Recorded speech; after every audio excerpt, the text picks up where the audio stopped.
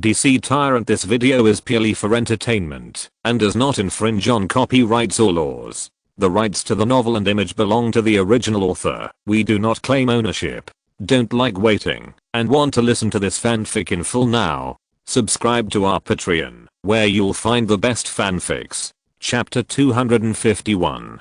Death Valley, desolate and sandy, lonely, and dry yellow sand rolling all over the sky, like a frightened bird. Waves of sand quickly rolled away from Badi's vicinity. The smell of sulfur, the scorching temperature like the crater of a volcano, was transmitted on Highway 50, baking the air. Badi stared into the distance, at the horizon, where the Flash left. His cold eyes contained a chilling coldness. This was the second time that the Flash had angered him. The first time, he wanted to travel through time and change everything about himself on the island of New Guinea, which made Badi angrily sink the island of New Guinea and capture the Flash. This time, Badi had a word to say here, asking him not to play tricks, otherwise, their relatives on Earth would be in danger of death. Am I too kind? Badi's face was cold, and the corners of his mouth were drawn with sarcasm. Badi thought that he was too kind, whether it was the layout of 10 years in various countries, or the establishment of the Bamulodi Empire, controlling 15 countries, and protecting more than 170 million ordinary people to live and work in peace and contentment,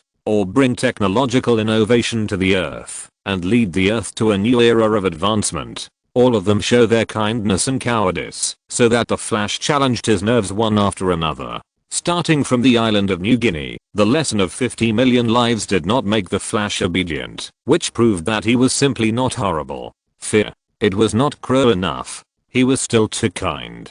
So, all your family members will die because of you. Badi was cold and connected to Hera.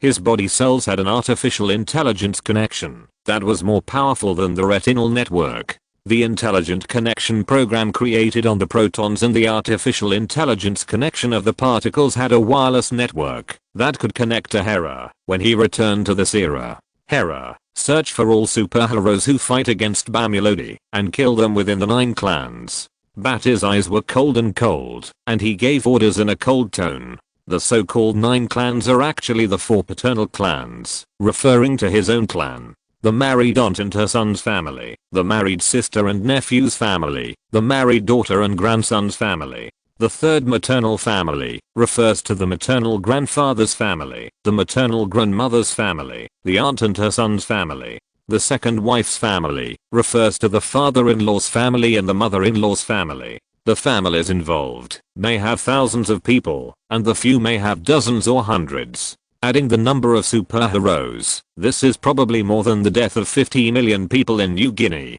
Master, are you going to execute the 9 clans now? Deathstroke is planning to lead the heroes of the world to rush to the Imperial building and annihilate all the heroes in one fell swoop. Hera replied.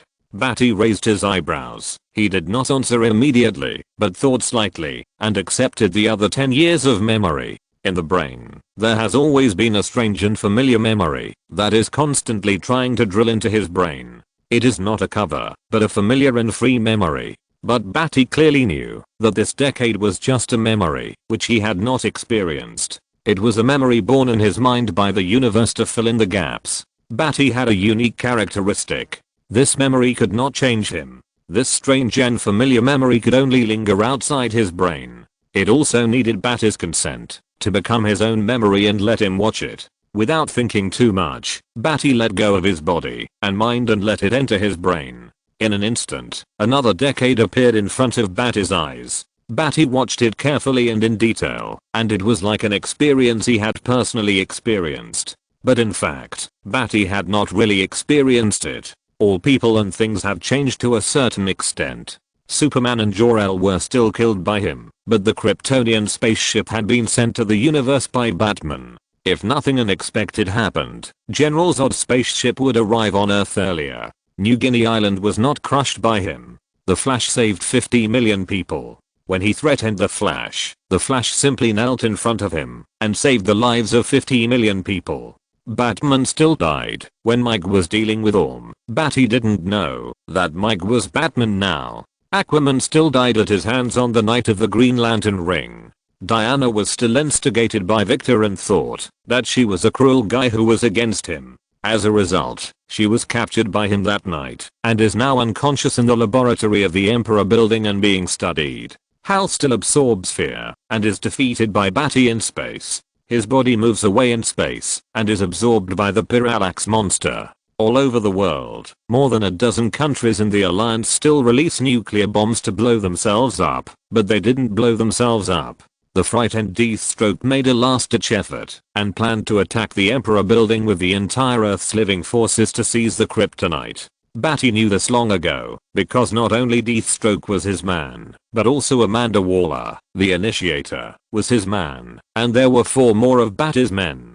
In an alliance against Badi, there were 6, almost half, all of whom were Badi's men, and they could already declare it finished. Other minor matters, such as Raven, had not changed much, and still helped Badi make magic weapons and build a large Earth magic array base. These had not changed, but there was one more thing, which was to make a super magic weapon for himself, to give him a surprise. It had been made for several years, but it had not been made yet, and Badi didn't know what it was. Pamela was still the same, a woman under Badi's command, in charge of the greening of the Bamulodi Empire, the Queen of Plants, the ruler of the Plant Kingdom on the 392nd floor of the Imperial Building, and still loved plants and himself. Find the whereabouts of their relatives, create a file, and execute them after the invasion of the Imperial Building is over. Badi ordered coldly, reporting the latest matters classified as level 1.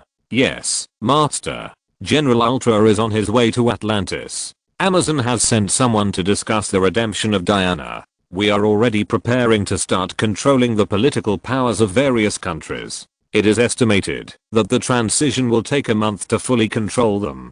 Krypton's main ship, located in the direction of the southern constellation Corvus, is monitored and is 27.1 light years away from the Earth. After calculating the superluminal engine, this most advanced main ship of Krypton will reach the Earth in about 3 months, or 90 days. Based on the previous superluminal broadcast communication, it has been confirmed that it is General Zod. On the back of the moon, an unmanned robot detected a Sentinel base suspected to be Brainiacs. 2 Kryptonians who went to detect it have disappeared. Chapter 252 Fire, Hail. The deep space is dark and boundless, with meteorites floating and stars twinkling. In this dark universe, there is a space battleship with a black and shiny armor like an egg, with a strong blue flame spraying from its tail. It directly crashes through the meteorite stream with an extremely powerful attitude, and a diamond-shaped energy shield like a honeycomb floats on its surface, flying towards the Earth at a very fast speed. This is a most advanced Kryptonian battleship with a huge diameter of nearly 300 kilometers and an egg shape. It is traveling at high speed. Once the combat form is launched, it will be a space combat base that can easily launch a star destroyer and destroy a planet. This is a Kryptonian main battleship that can accommodate more than 1 million people. The many fighter units inside can easily attack and occupy a planet. However, this battleship does not accommodate all Kryptonians. Instead, many prisoners from the Phantom Zone surrender to General Zod and become soldiers of this battleship. Before the demise of Krypton, this was the most advanced Kryptonian main battleship that Jor-El, Zod's family, Fire's family, and dozens of their family affiliates built to prepare for escape. However, due to the revolution started by Badi and Jor-El's selfishness, the battleship was not completed at that time. Jor-El hid Hale and the battleship and sent them to the Phantom Zone, leaving it for Hale to complete the battleship later. General Zod was directly designed by Jor-El to become a criminal and enter the Phantom Zone. This battleship was left for Zod to prepare to recover Krypton and to invade the Earth as a backup. The facts were exactly as Jor-El predicted. General Zod boarded the battleship in the Phantom Zone. Hale woke up, spent several years repairing the battleship, and received Jor-El's coordinate information on the Earth. After General Zod used the remaining manpower to conquer the criminals in the Phantom Zone, he started the battleship and rushed to the Earth to recover the glory of Krypton. Inside the battleship, Fire was tall and slender, wearing a jet black adjutant armor. The black cape behind her fell to her heels. The armor on her chest was engraved with the family crest of Krypton. She stood there, her face was rosy and resolute, her brows were heroic, and her short hair showed her tough, determined and unyielding personality. In front of her was a vast universe, with twinkling stars, lonely deep space, and meteorites floating. It was as quiet as a dead universe, without the slightest life. Fyra stared at the universe, always with a firm and bright look in her eyes. In an instant, a trace of memory and confusion flashed across her. Unconsciously, this strong adjutant who was famous on Krypton, the most outstanding female warrior, subconsciously hugged her elbows with both hands, as if she felt a hint of coldness in her heart, showing a hint of feminine softness, and fell into memories. For a long time. Suddenly, footsteps were heard in the silent observation room. Fyra's confused and reminiscent eyes disappeared, returning to a firm and capable look. She put down her folded hands, stood up straight, and stared at the lonely space. She was the most determined and strong warrior, and would never be confused or weak, gentle, and show it to anyone. Even her superior, General Zod, had never seen her not look like a warrior. Only him. Fyra's eyes suddenly became sharp, her fists clenched, and the image of Badi kept flashing in her mind. "Are you thinking about Badi?" the visitor asked, pausing for a moment. The visitor had a tough face, and in his toughness, he had a soft and knowledgeable scientist's aura, with a remarkable silence. His eyes seemed to be full of thoughts, silent in his heart. He was a person who always lived in his heart, and lived silently in his heart. He was Hale. "Shut up, you are not qualified to mention his name." Fyra's face was cold, and she shouted sternly. To her, Hale was a person who betrayed his friends. Hale chose to join forces with Jor-El and others, betraying Badi's trust. Although she was angry at the revolution started by Badi, she despised such a person who ignored his friends and put them in a sea of suffering. If Hale had not had some information about Badi, Jor-El might not have grasped Badi's actions. Badi was opposed to them. Although they were opposed, Badi's personality, charm and leadership of the entire civilian revolution were worthy of respect from the entire Kryptonian civilians and the opponents of the opposing camp. Hale belonged to Jor-El, and respected Jor-El as his father. He was the sinner who caused Badi to fail and flee Krypton. Badi's trust was in vain, and he regarded him as a friend. Fyra was angry. What Badi did was against all the families of Krypton, and consumed the last bit of vitality of Krypton. But this was Badi. She knew Badi's choice, and had her own choice. She and Badi both insisted on their choices without any turning back. So two people who loved each other could only kill each other for their own persistence. Even if she died at the hands of Badi, Fyra would not have any resentment, but would only feel relieved. And she would naturally punish Badi with the sword in her hand. This was a battle between personal positions, ideas, and honor. There was love among them, but they also had their own strong ideas, which caused a painful scene of love and killing. Fyra, who loved Badi, but did not succumb to her own will, especially despised Hale, who gave up Badi and chose Jor-El. In Fyra's heart, Hale was already a traitor, and was not worthy of her trust. Hale was silent, his eyes were full of thoughts, and he looked at the starry sky with a bit of pain and sadness. In the starry sky, the floating meteorites passed by his eyes one by one, and the past emerged. He didn't want to lead to this. His idolized Kryptonian scientist Jor-El, his father, and his good friend Badi were in opposition to each other. The two classes were in opposition, and fought for life and death. Everyone loved Krypton. So why did they insist on going to this point and causing the destruction of Krypton? Zod, Jor-El, Bamulodi, including himself, all loved Krypton deeply. Hale believed that their combined strength was enough to save Krypton, because each of them was a contemporary hero of Krypton and the most outstanding person. But everyone had an unyielding will and irreconcilable contradictions. Hale's eyes showed a trace of pain and sadness, and even a trace of resentment in his heart. He tried hard to reconcile various contradictions, but in the end he was used by Jor-El, by his idolized and recognized father, and Badi was forced to flee Krypton. But that's fine. After all, when Hale woke up, it was already a fact, and could not be changed. Next, they should save Krypton. Hale thought that those who loved Krypton deeply could work together to save Krypton in the remaining days. However, after many events, they did not save Krypton after the victory, but prepared spaceships to escape from Krypton. In the end, all the civilians of Krypton died, and the regime led by Badi was a complete failure. Hale fell into pain, suffering for his choice. If he could go back to the past, he would save Krypton at all costs. When Hale woke up from his memories and pain, Fyra had already left the observation room with steel boots and a stern face. Chapter 253. I didn't say that.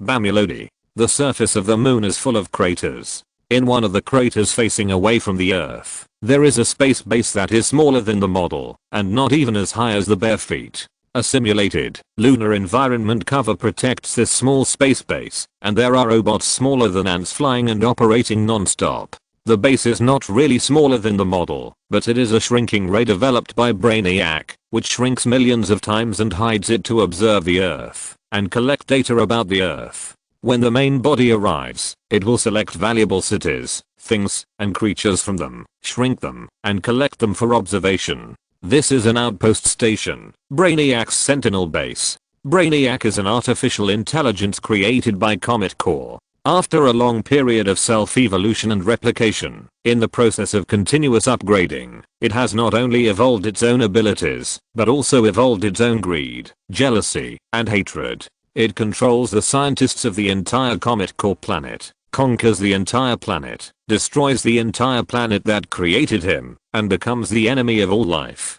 Brainiac has a 12-level intelligence, and is almost the smartest person in the DC universe. After destroying the planet that created him, Brainiac began his journey to the entire universe. He has a strong curiosity and desire to observe the entire universe. The most common thing he does is to use shrinking rays to shrink the famous cities of each planet, put them in glass jars, and constantly observe the lives of various creatures. He has countless outposts and bases throughout the universe, searching for life planets in the universe at any time, conquering, destroying, and collecting. Now, he has accidentally set his sights on the Earth. The reason is that the change of the Flash accidentally caused the reconnaissance chip on the Earth to be activated, causing the outpost to come to further observe the Earth and select suitable cities to collect in Brainiac's collection. In the shrunken space base, boom, boom. The continuous rumbling sound of explosions kept burning like a match being ignited in an instant.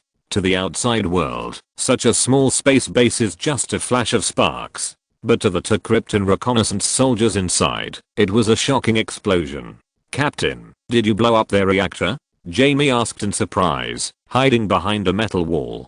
He was a little thinner than an ordinary person. He was a Kryptonian reconnaissance soldier approved only a month ago. He followed an experienced captain who was approved a few years ago to conduct lunar reconnaissance. This was originally a routine work. Unexpectedly, when he arrived on the back of the moon, he accidentally discovered this small space base. Then, during the exploration, he was accidentally shrunk by the robot of the space base and fled everywhere in the space base. "Yes, Your Majesty said to directly destroy the important places of the Dragon's Nest."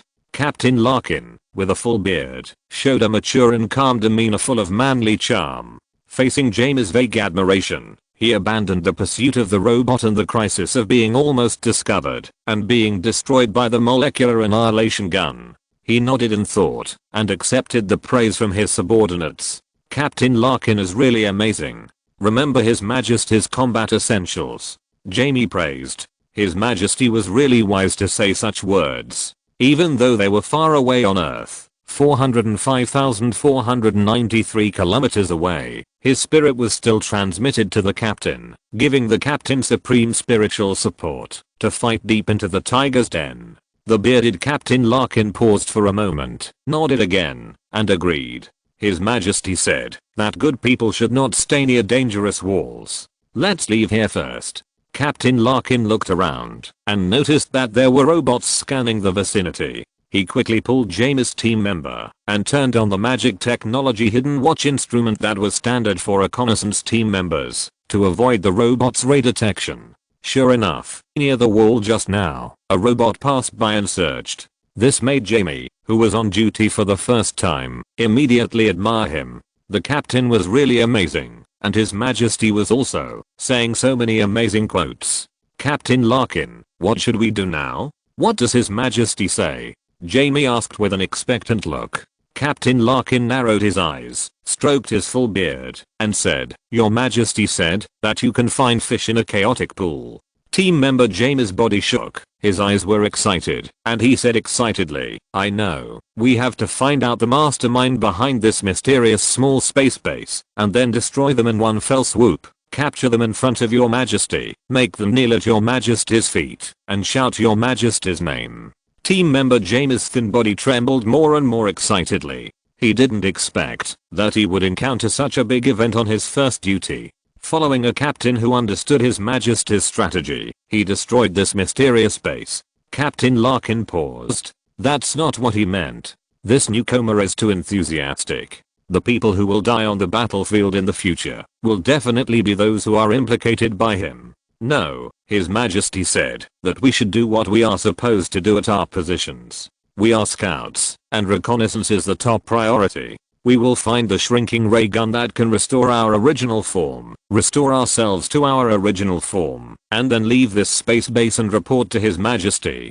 Captain Larkin stared at team member Jamie with a stern look. He had to discourage this guy from fighting. This foolish character wanted to make a contribution and sacrifice his life. He would only sacrifice himself in vain without making any contribution, and would also implicate his teammates.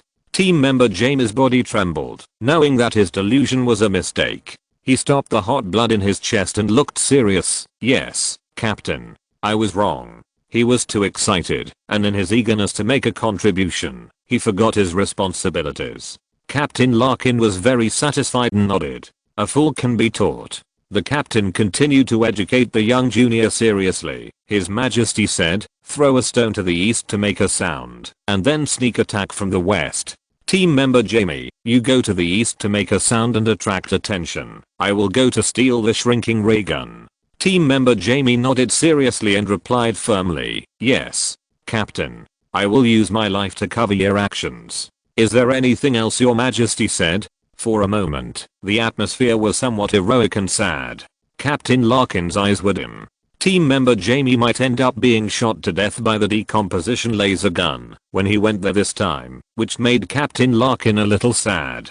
His Majesty said that you will not die. Captain Larkin's voice was hoarse, and his eyes were tragic and sad as he looked at this newly produced Krypton scout.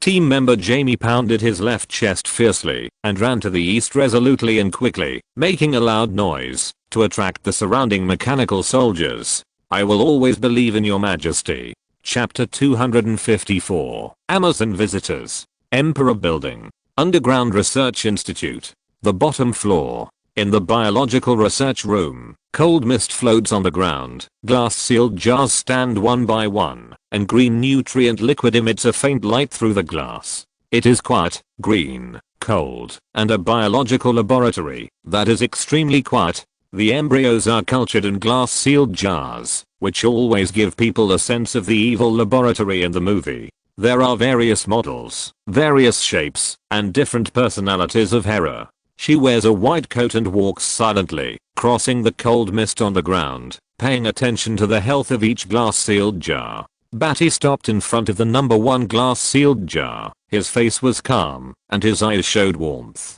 He finally saved Jenny, and did not let down this woman who loved him. As soon as he returned to the Emperor building, Badi performed surgery on Jenny, took out her brain, discarded her nuclear body, used her cells, recultivated, catalyzed human flesh, and restored her again. Badi did not change Jenny's genes, nor did he modify or add superpower genes at will. All this will be decided by Jenny when she wakes up.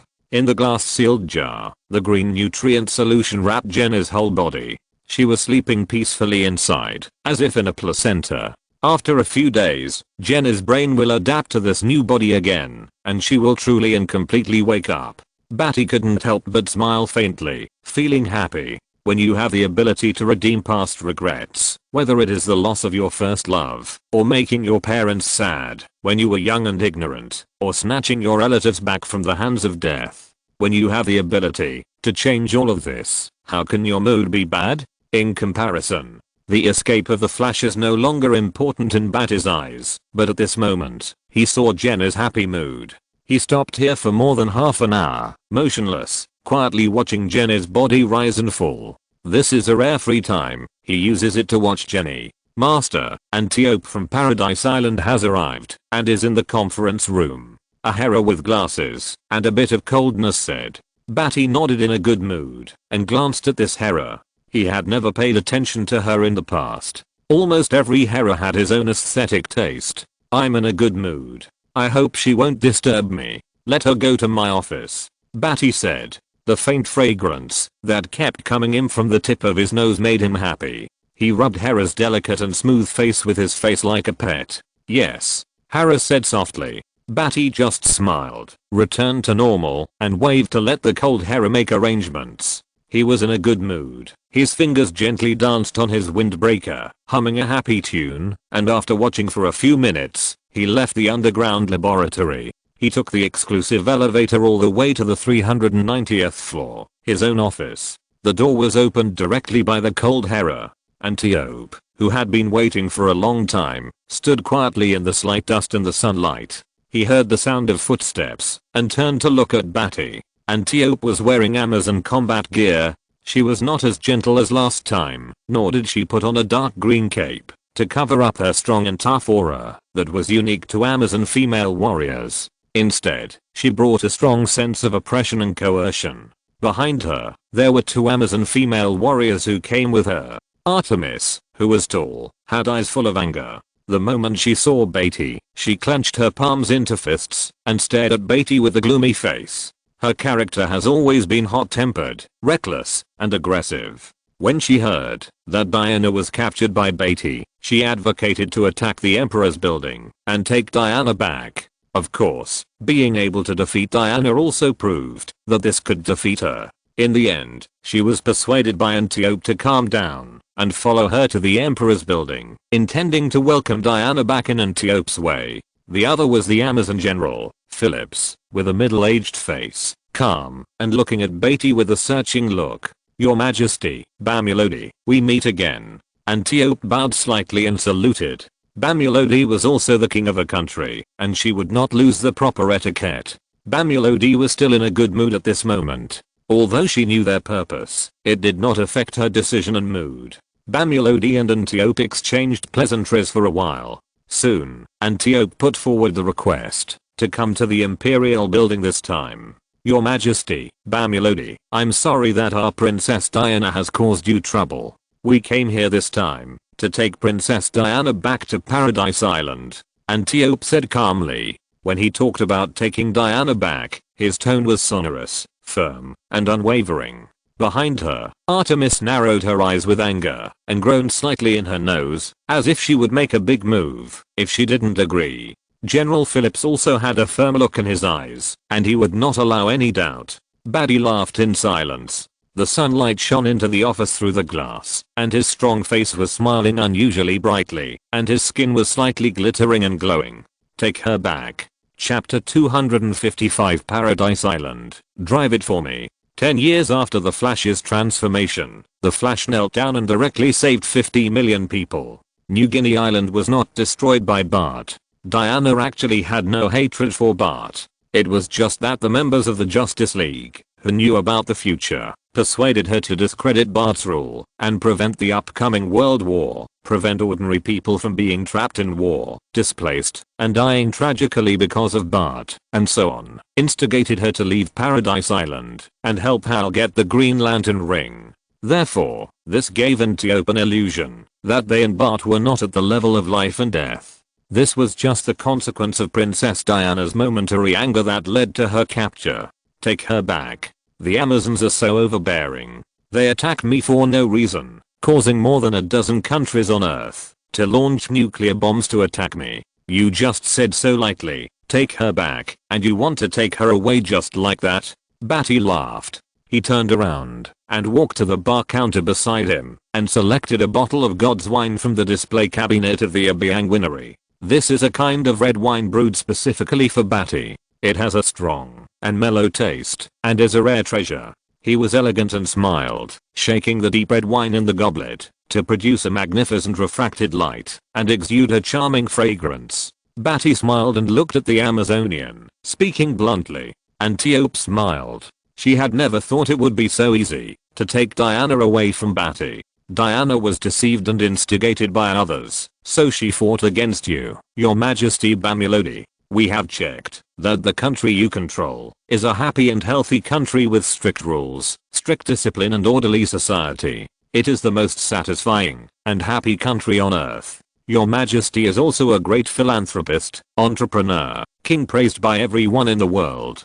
Charity welfare organizations have saved countless refugees and orphans. He is not the cruel and tyrannical king they say. This time, Diana was deceived by a villain, so she attacked you, Your Majesty. I hope Your Majesty can forgive Diana's unintentional behavior. Antiope said crisply, throwing all the dirty water on the guys in the Justice League, insisting that my Diana was just deceived by them to deal with you, and you are generous, so don't worry about it. She tried her best to praise Badi, and really hoped that Badi would have the intention to cherish his reputation and release Diana. In fact, if it weren't for what they said, and seeing Diana fighting against Badi, Antiope wouldn't have known that Badi's force was so terrifying. The last time she visited the Imperial building, she was led by Badi. She saw that Badi was just like an ordinary person, but he looked better, calm and composed, and gave people a very good impression.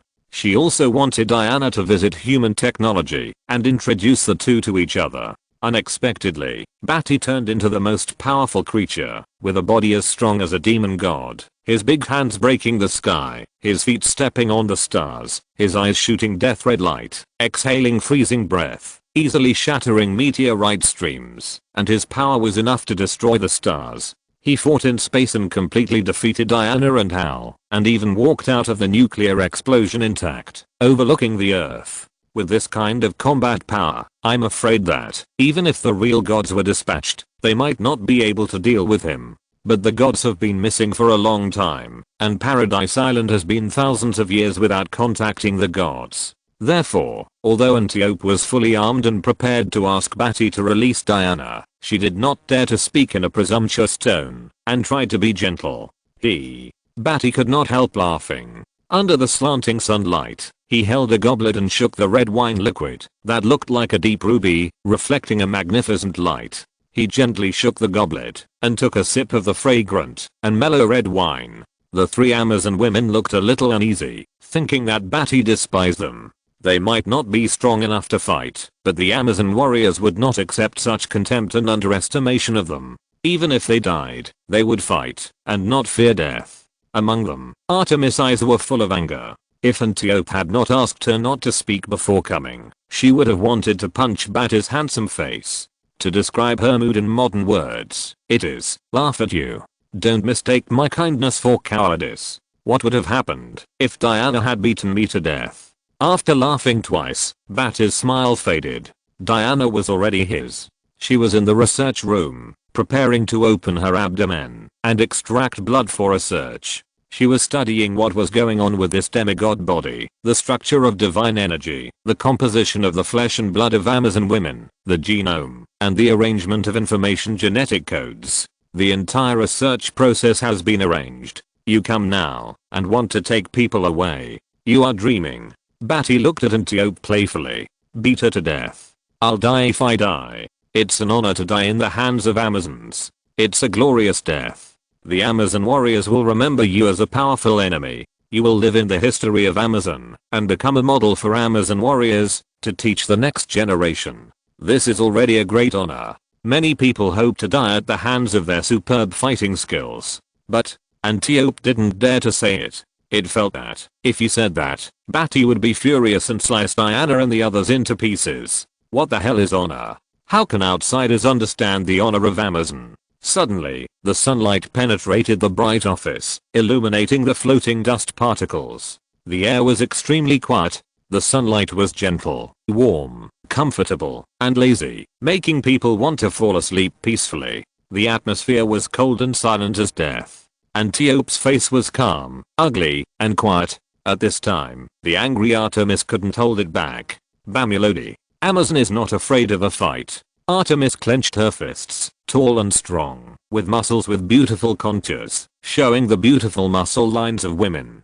She roared angrily, with a slightly healthy tan bronze skin, taut muscles, heroic, resolute face, wild eyes, hostile to Badi, and a pair of eyes that wanted to devour Badi. She and Diana had a deep relationship, so how could she tolerate a person who was not even native to the earth, who would wantonly provoke Amazon warriors here? Especially Antiope still used such a gentle tone. It was simply a disgrace to Amazon. Shut up. Antiope's calm face suddenly changed, and she scolded coldly. She could see the power of Bamilodi clearly. Fighting him would definitely not be a good result. Not to mention the technological power. How many Paradise Islands could withstand the power of that nuclear bomb explosion? The magic protective force field could not withstand the continuous technological nuclear bomb bombing. Artemis's character was too reckless and hot-tempered. She would not tolerate others to despise Paradise Island. She was too tolerant. Artemis, you and Phillips go out first. I will discuss with His Majesty Bamilodi.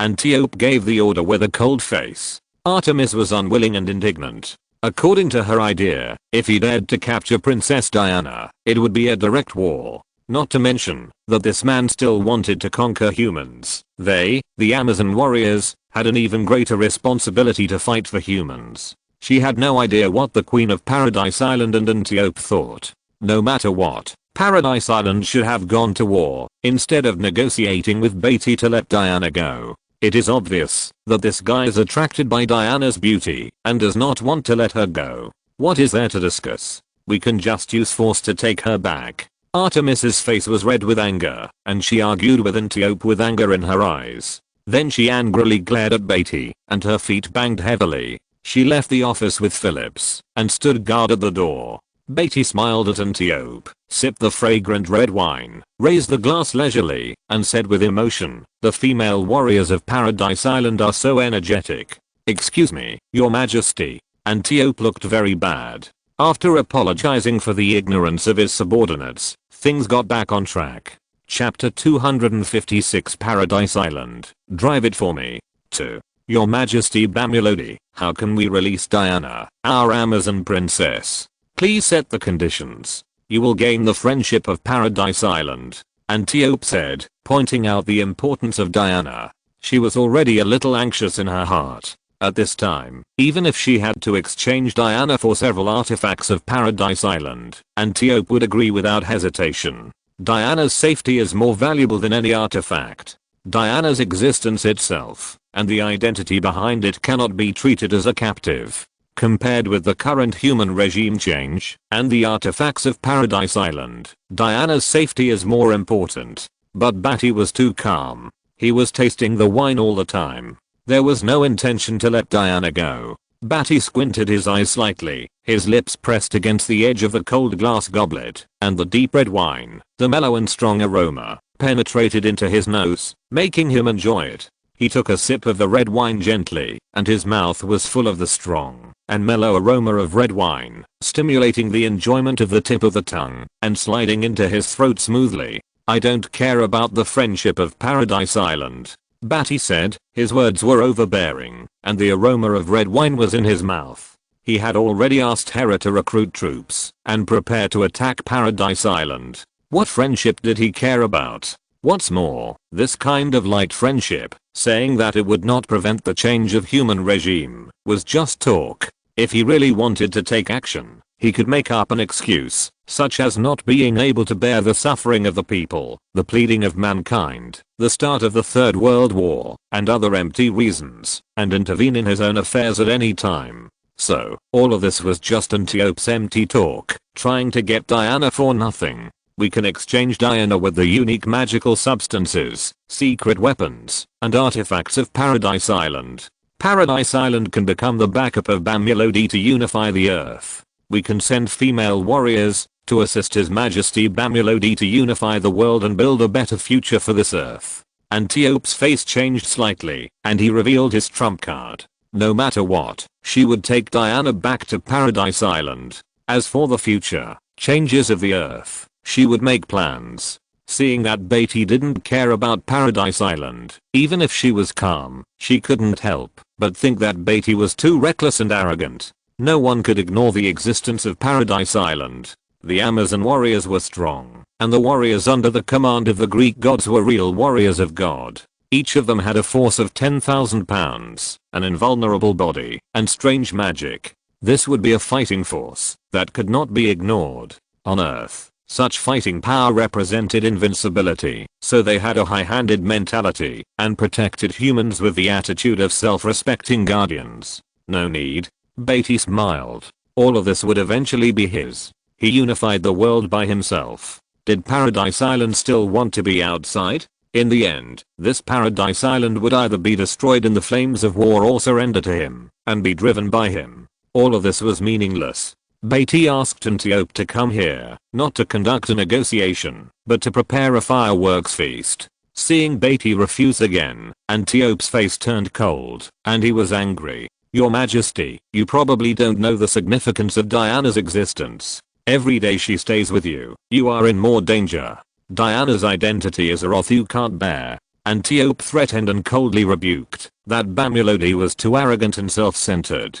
He didn't know anything behind the scenes of the earth, and didn't know the gods above the earth, and above the gods. Only she and Amazon Queen Hippolyta knew Diana's true identity. She was the daughter of Zeus, the king of gods. No one could bear the wrath of Zeus, the king of gods. Once they knew that his daughter, Diana, was captured by Bamulodi, Zeus, who felt ashamed, would probably bring down the wrath of thunder, and the gods would descend on the earth. The so-called Bamulodi group and empire would be destroyed in an instant, without a trace of relief, and then Paradise Island and the entire human society would be implicated. No one could bear the wrath of the king of gods. By then, it would no longer be a change of the earth's regime, but a direct sound of the thunder horn of death, the wailing of death everywhere, and the pain would descend on the earth. There is no doubt that the Olympian gods will not tolerate an outsider who embarrasses the gods on earth. Zeus, the king of gods, is definitely capable of doing such a thing. But, there is a problem. They can't contact the Olympian gods on Paradise Island, so Antiope's heart is heavy. We will confine Diana to Paradise Island, and she won't have the opportunity to come out and hinder you again. Bamulodi, releasing Diana is your best choice. You don't want to face the person behind Diana. Do you know who is behind Diana? No one dares to anger him. Antiope said sternly, without even calling him his majesty, and directly talked to Badi, with a stern face in her persuasion. Although she said it very powerfully, she felt very weak in her heart. Of course, whether it is Paradise Island or human beings, she would not want to bear the wrath of Zeus, provided that Zeus appears. Zeus has not had sex with Hippolyta for thousands of years, and no one knows how he lost contact. It's really distressing. You are talking about Diana's father, the god king of Olympus, Zeus? Badi's mouth curled up into a smile, sipping red wine, his eyes flashing with a cold light with a smile. With his current strength, he has surpassed the original projection of the three palaces. God King Zeus, if you really want to calculate, will not be more powerful than the projection of the three palaces. It can only be on par with or lower than the projection of the three palaces. Even if the divine power magic has a strong restraint against the Kryptonian physique, Badi is not afraid. The Green Lantern Ring, driven by Badi's strong will, is enough to fight against God King Zeus without any weaknesses. Therefore, Badi is not afraid of God King Zeus. On the contrary, he is eager to meet the gods of Olympus, especially the real Hera. How did you know? Antiope's face changed drastically. She was planning to threaten Badi with God King Zeus, but she didn't expect that Badi had already known that Diana's father behind the scenes was God King Zeus. This means that Badi is not afraid of the Olympian gods at all, and has the capital to fight against them, so he appears so calm, and ignores his suggestion to release Diana. I'm not afraid of seeing Zeus. On the contrary, I want to fight him. I'm sorry, your threat has no effect. Badi gently pointed out Antiope's thoughts, his eyes focused, gently shaking the liquid that was illuminated by the sun, and refracted a magnificent light. The liquid shaking in the goblet was as bright, beautiful, and full of moving luster as a deep red ruby. Antiope's neck was stiff, his face was livid, and he had no idea what to do. He said stiffly, "What do you want?" Badi raised his head, his eyes turned from the goblet in his hand to Antiope's livid face, and said, "Paradise Island, drive it for me. Or, destroy it in war and fire." If you're listening to this novel on a channel other than Fanfic World, it means they downloaded and uploaded it without effort. We cordially invite you to visit our channel, Mundo Fanfic Novelos. There you'll find the original version of this story and you can explore many other novels of various genres. We're waiting for you to immerse yourself in a world of incredible novels. Chapter 257, the epic disaster movie of the century, the day when Paradise Island goes nuclear. This is impossible. Antiope was shocked like a leopard, and her anger was stimulated. Her body muscles were tense, and blue veins bulged slightly from her skin. She clenched her fists, stared angrily, and roared fiercely. They believed in the Greek gods and Olympian gods. They were soldiers under the gods. From the moment they were born and molded, it was an ironclad matter. After thousands and tens of thousands of years of life, faith and fighting have been engraved into their bones. How could they surrender and become subordinates of Badi and be driven by him? Amazon warriors will never succumb to the power of alien creatures. Even if Badi has powerful power, Amazon warriors will not be afraid. They have never been afraid of fighting, never been afraid of sacrifice. To them, dying in battle is an honor and the most decent way to die. It is as difficult as ascending to heaven for them to surrender. Bamulodi, are you going to declare war on us? Amazon warriors are not afraid of a fight. Antiope shouted coldly. Her expression was furious. What Badi said stimulated her ferocity, and she showed her fierce nature in the fight, without fear of power, and fought against it. It was clear that Bamulodi would not let her go, and the Amazons would not surrender, just because Princess Diana was captured.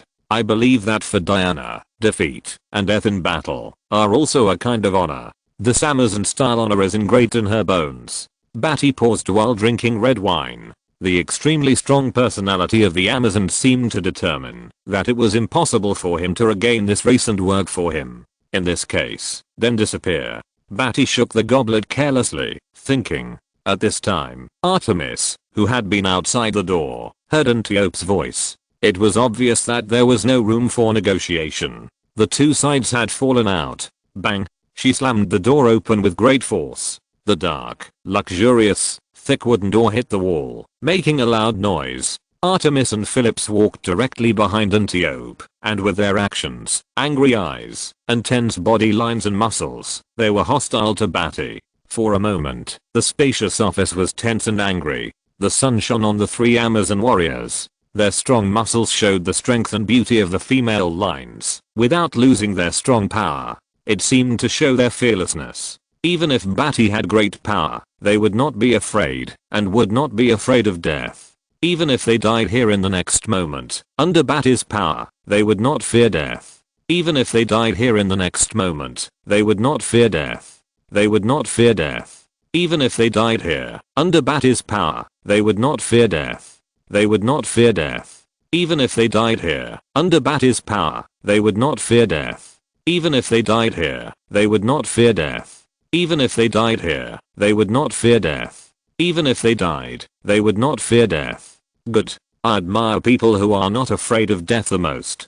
Badi drank all the red wine in the goblet in one gulp, smiled to himself, and praised. Death is too easy. However, there are things in the world that are more desperate than death. He then raised his hand. There was a snap. He snapped his fingers. The cold and beautiful secretary Hera, wearing black glasses, stepped coldly from the outside to Badi's side, waiting for his instructions. Turn on the projection. Go to Pamela to pick some watermelons and fruits to entertain the guests. Hera obeyed Badi's instructions and closed the door again when she left. Antiope obviously didn't understand what Badi wanted to do. At this point, they almost declared war directly, and they still acted like they could eat fruits to discuss something. What's the point? At this time, the floor-to-ceiling glass windows began to change color from both sides, dyed with a pitch black, surging between the composite glass layers, like pulling the curtain, blackening the glass, completely blackening the floor-to-ceiling glass, and completely blocking the sunlight. The room suddenly became dark and a bit cool. Bamulodi, what do you want to do? Antiope asked with a gloomy face. She really had no way of knowing what Bamulodi wanted to do.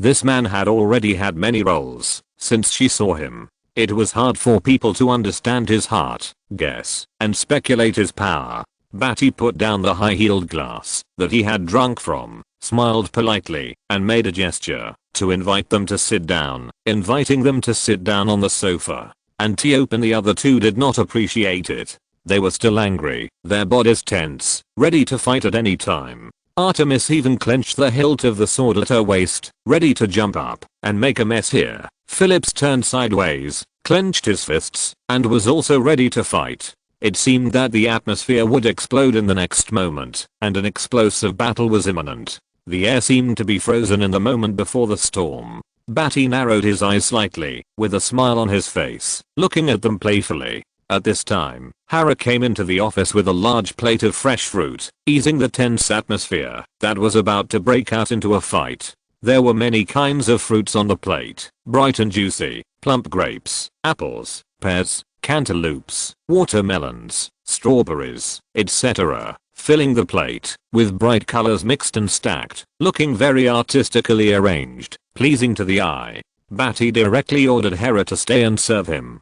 Hera responded and started to do the preliminary work of serving, peeling the grapes, picking the cores, and preparing the plump grapes one by one. Then he took out a knife and cut the watermelon in half and cut all the halves into small pieces for the guests to eat. As for the other half, he took out a silver spoon, wiped it with a white handkerchief, looked carefully, and started to dig out the watermelon flesh in the first half with the spoon. Each one was a watermelon ball of the right size for Badi's mouth, just right to eat, and would not splash juice. The three Amazons looked very unhappy, angry, and ugly, and did not appreciate Badi's invitation to sit down. I don't know what Badi is doing. Badi is fine. He smiled and walked to a dark floor-to-ceiling glass. He raised his hands and snapped his fingers loudly. In the dark environment, his jade-like face showed some fluorescence from the abyss. The light appeared in the darkness, and he smiled brightly. Everyone, I invite you to watch a real-time movie.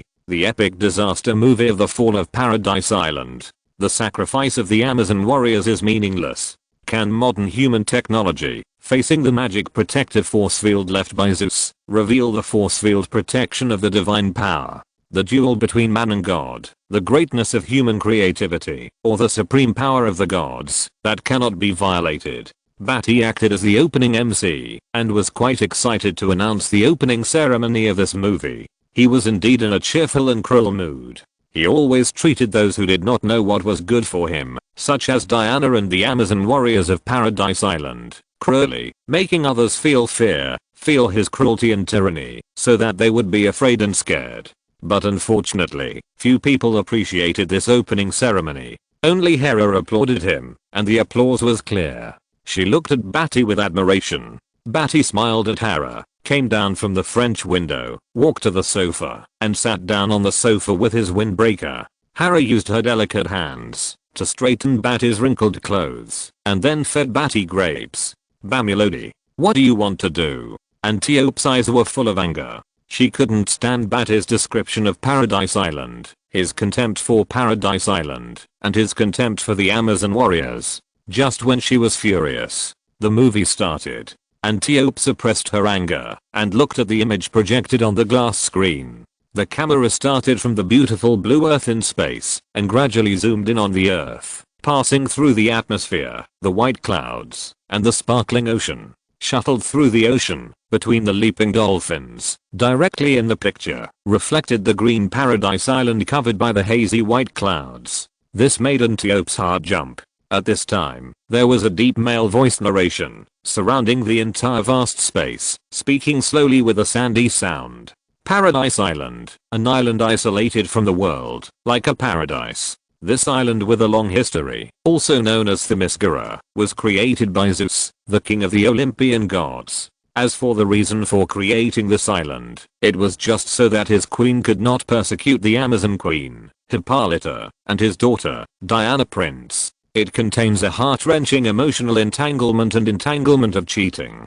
In the end, Zeus's lover Hippolyta and daughter Diana Prince lived on Paradise Island to avoid being harmed by the queen of the gods. Unfortunately, the stubborn and unyielding Amazon warriors provoked the wrath of His Majesty Bamilodi. And today, Paradise Island will face a test of human technology. How many nuclear bombs can the unyielding Amazon warriors withstand under the protection of the magic force field of Paradise Island? When all this comes, what will be the fate of the Amazon warriors? Will they die, or become history? Let us look forward to it. The day when Paradise Island is nuclearized, the epic disaster movie of this century. Chapter 258. I hope you won't kneel in front of me and beg for mercy. The voice of the film's narration slowly came, with a deep and sandy voice, very infectious, spreading throughout the space. Badi's mouth drew a trace of crazy smile, watching all this with interest. If you don't surrender, you will die, be destroyed, and become history.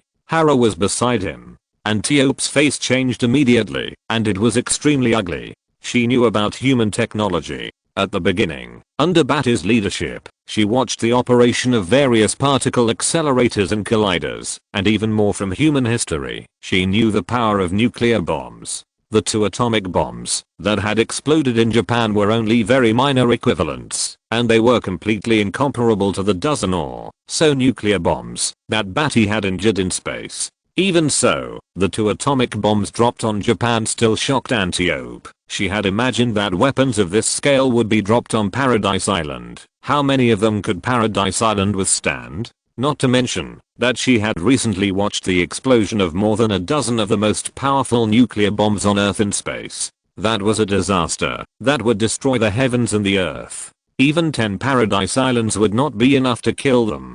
Even Diana, who was wearing the lasso of truth, the silver bracelet of protection, the sword of Vulcan, the shield of divine power, the crown of starlight, and the helmet of the champion, was knocked unconscious by the nuclear bomb, and was captured directly. In fact, Diana was blown far away when the first nuclear bomb exploded, so she was protected by the artifacts, and did not suffer too serious damage. Otherwise, Diana, who was wearing a set of artifacts, would not have survived at the center. Antiope did not know, but only knew that Diana, who was wearing a set of artifacts, was almost killed. Ordinary Amazon warriors are not as strong as a demigod Diana, so how could they have artifacts? If the nuclear bomb really broke through the magic protective force field of Paradise Island and exploded on Paradise Island, at least 99% of the Amazon warriors would die, which is almost equivalent to the disaster of genocide. Antiope's heart suddenly turned cold. Her back was covered with cold sweat, her forehead was covered with fine beads of sweat, and she could feel a chill rising from her spine to the back of her head.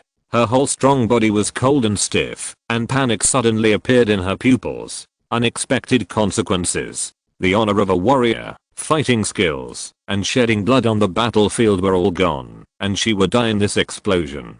There was no point. Antiope wanted to stop Badi from doing this, but at this time, on the screen, there was a 100,000-ton nuclear bomb from the Bamilodi branch in Africa, which had slowly risen into the sky. The camera followed the nuclear bomb, which was spewing orange and white flames above the blue sky, and flew towards Paradise Island. From the moment Paradise Island appeared in the world, Badi had never stopped monitoring this island, monitoring its strength value. The data obtained was not much, but human technology was enough to destroy this ungrateful island.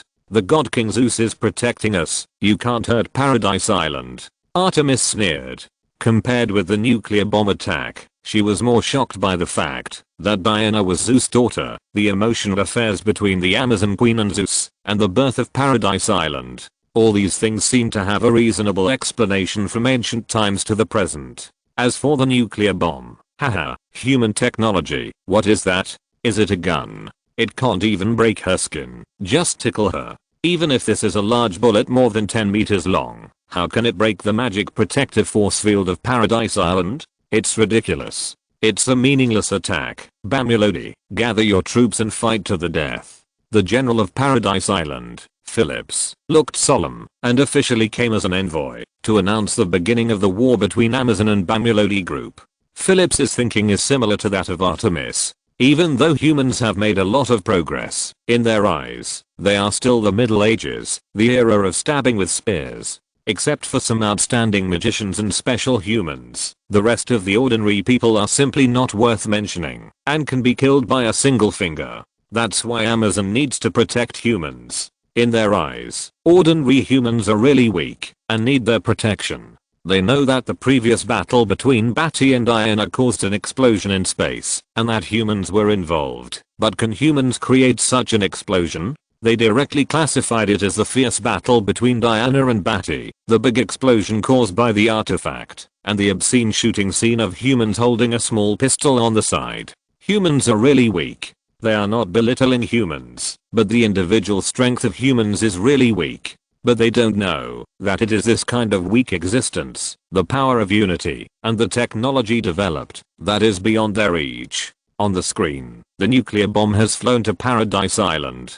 Antiope looked at the nuclear bomb with a worried look. Artemis sneered, full of confidence in the magic protective force field arranged by the god King Zeus. That is a god, not an existence, that ordinary people can shake. Phillips was as steady as a mountain, looking at the explosion of the nuclear bomb calmly. The nuclear bomb with a yield of 100,000 tons hit the sky of Paradise Island without any accident. A thick blue energy shield immediately appeared on Paradise Island, and the magic protective force field directly resisted the 100,000 ton nuclear bomb. The Azure magic protective force field energy shield did not shake at all, and it protected Paradise Island firmly. The nuclear bomb exploded outside the blue magic protective force field energy shield, and a huge black smoke fireball rose, which could not shake Paradise Island. The huge aftermath of the explosion lifted the waves, exposing the seabed, and the waves of the sea rolled up.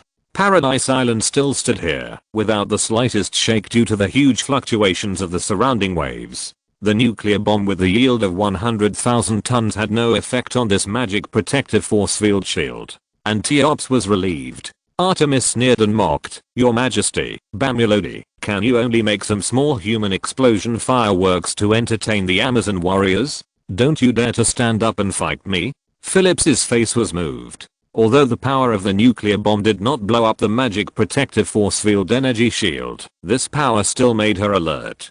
"Haha. I'm afraid of standing up. I will punch you to death, so that you can't see the desperate scene." Bati's mouth curled up and said, "The so-called ignorance is fearless. This is the mentality of Artemis. This is just the beginning." Artemis suddenly became angry, stepped forward, and with a loud bang, the ground was stepped out of a cracked spider web. With full force, powerful and mighty, he wanted to rush over and fight with Badi on the spot. The materials used in the Imperial building were synthesized by Hera, and the walls were harder than ordinary steel.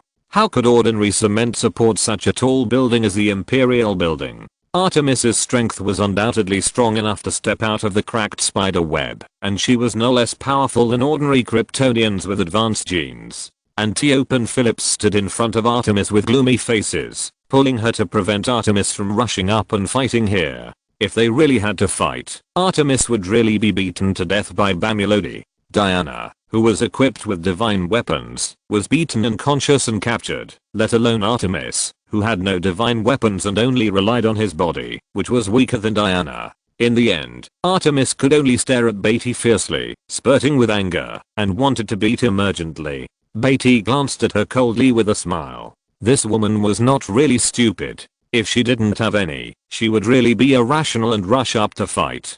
Hera, who was leaning on Bati's side, had a charming smile on her cold face and said, "Master, the external energy reaction detection data is complete. As long as a nuclear bomb with a yield of 700,000 tons and a nuclear bomb with a yield of 3 million tons are exploded on the east and west sides respectively, the energy supply and transmission energy of the magic protective force field energy shield will be unbalanced, and the magic protective force field energy shield can be broken." Hera's words made Antiope alert and her heart choked. She had some understanding of the yield of nuclear bombs. The nuclear bomb just now seemed to be only about 10 tons of yield, and the next one was 7 times and 30 times more powerful than the previous one. This kind of power made her worried.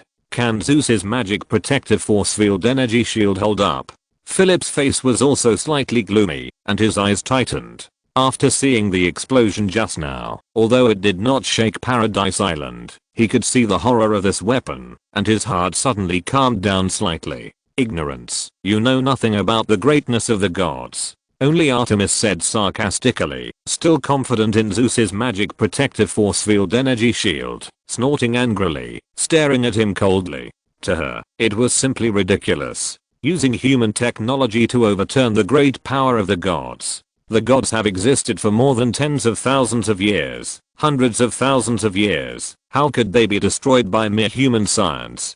To the gods, humans are actually just ants. Even she herself is also an ant in front of the gods, not to mention wanting to destroy the great power of the gods. That is ridiculous and stupid. It will only anger the gods. Artemis can almost see the future. The angry gods will treat Bamulodi with sanctions, and what a tragic end Bamulodi will have. Badi ate another bite of the grapes Hera handed over. He looked at Artemis with a smile in his eyes. He glanced at the other two Amazon warriors who were obviously worried, and said with a smile, "What are you waiting for? I hope you don't kneel in front of me and beg me to show mercy." Chapter 259. Who attacked my paradise island? Start the war. Start the war. Start the war. Paradise Island. The white statue column building has a huge span, vast and continuous, and the unique ancient Greek architectural framework makes the island architecture, whether it is the wide road on the street, the fountain in the square, the dome of the residential house, and the cross vault structure, give people a kind of majestic atmosphere and majestic spirit. Especially the Palace of Paradise Island. It is the most magnificent existence of the entire island architecture. It inherits the magnificent atmosphere left by Zeus's birth for tens of thousands of years. The entire palace has the historical atmosphere left by the ancient magnificent miracles. The goddess carved beams between the white grey sedimentary rock columns are fine, and the palace space is wide and vast. Standing here, the unique sense of space will make people feel their own insignificance and noble atmosphere. A normal day directly broke the tranquility of Paradise Island. A nuclear bomb exploded over Paradise Island. A large group of explosions and black smoke shadows above their heads temporarily blocked the sun's rays, allowing most of Paradise Island to clearly see and feel that they were attacked. The magic protective force field energy shield appeared, resisting this attack and protecting the Amazons of the entire Paradise Island.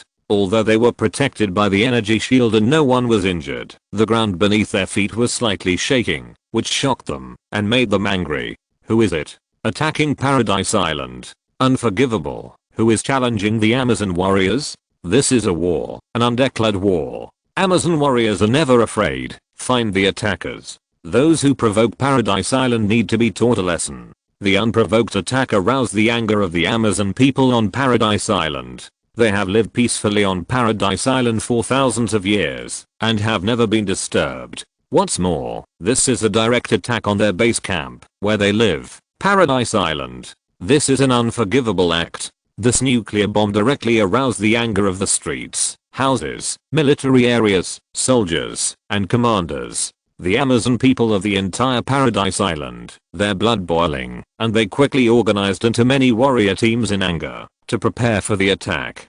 Paradise Island will not tolerate sneak attacks or provocations, and the invaders will definitely leave behind corpses. When the entire Paradise Island was boiling and furiously organizing defense in the palace, on a column guardrail terrace, Hippolyta stared with her beautiful eyes in shock, staring at the black smoke outside the magic protective force field energy shield in shock, with hesitation, fear, and worry in her pupils. As the queen of the Amazon, she certainly knew and understood many matters of the outside world, including the outside world human technology that Antiope had told her about these days, and she saw the power of human technology weapons from the battle between Diana and Badi. Especially at this moment, Antiope went to welcome back the captured Diana, and as a result, a nuclear bomb bombarded Paradise Island. This made her worry about the progress of the matter, or maybe she had a falling out with humans, which directly led to their attack. Diana, my daughter.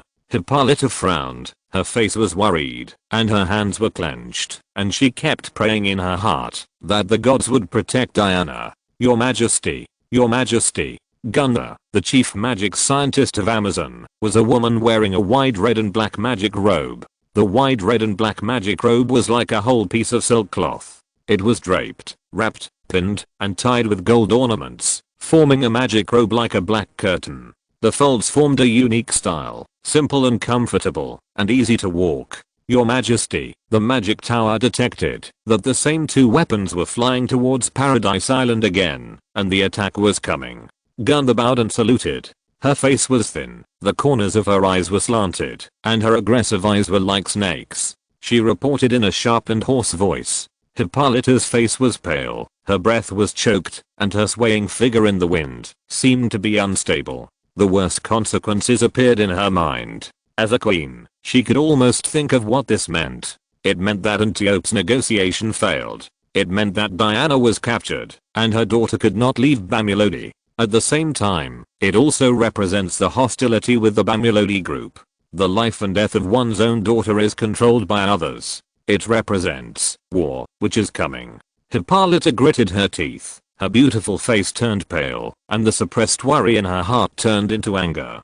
Her hair curled in the breeze, gently blowing the anger of the Amazon queen. Her eyes burst out with anger. With a big hand, she swung the golden plush cloak behind her and flew high. Let's go to the magic tower and prepare for war.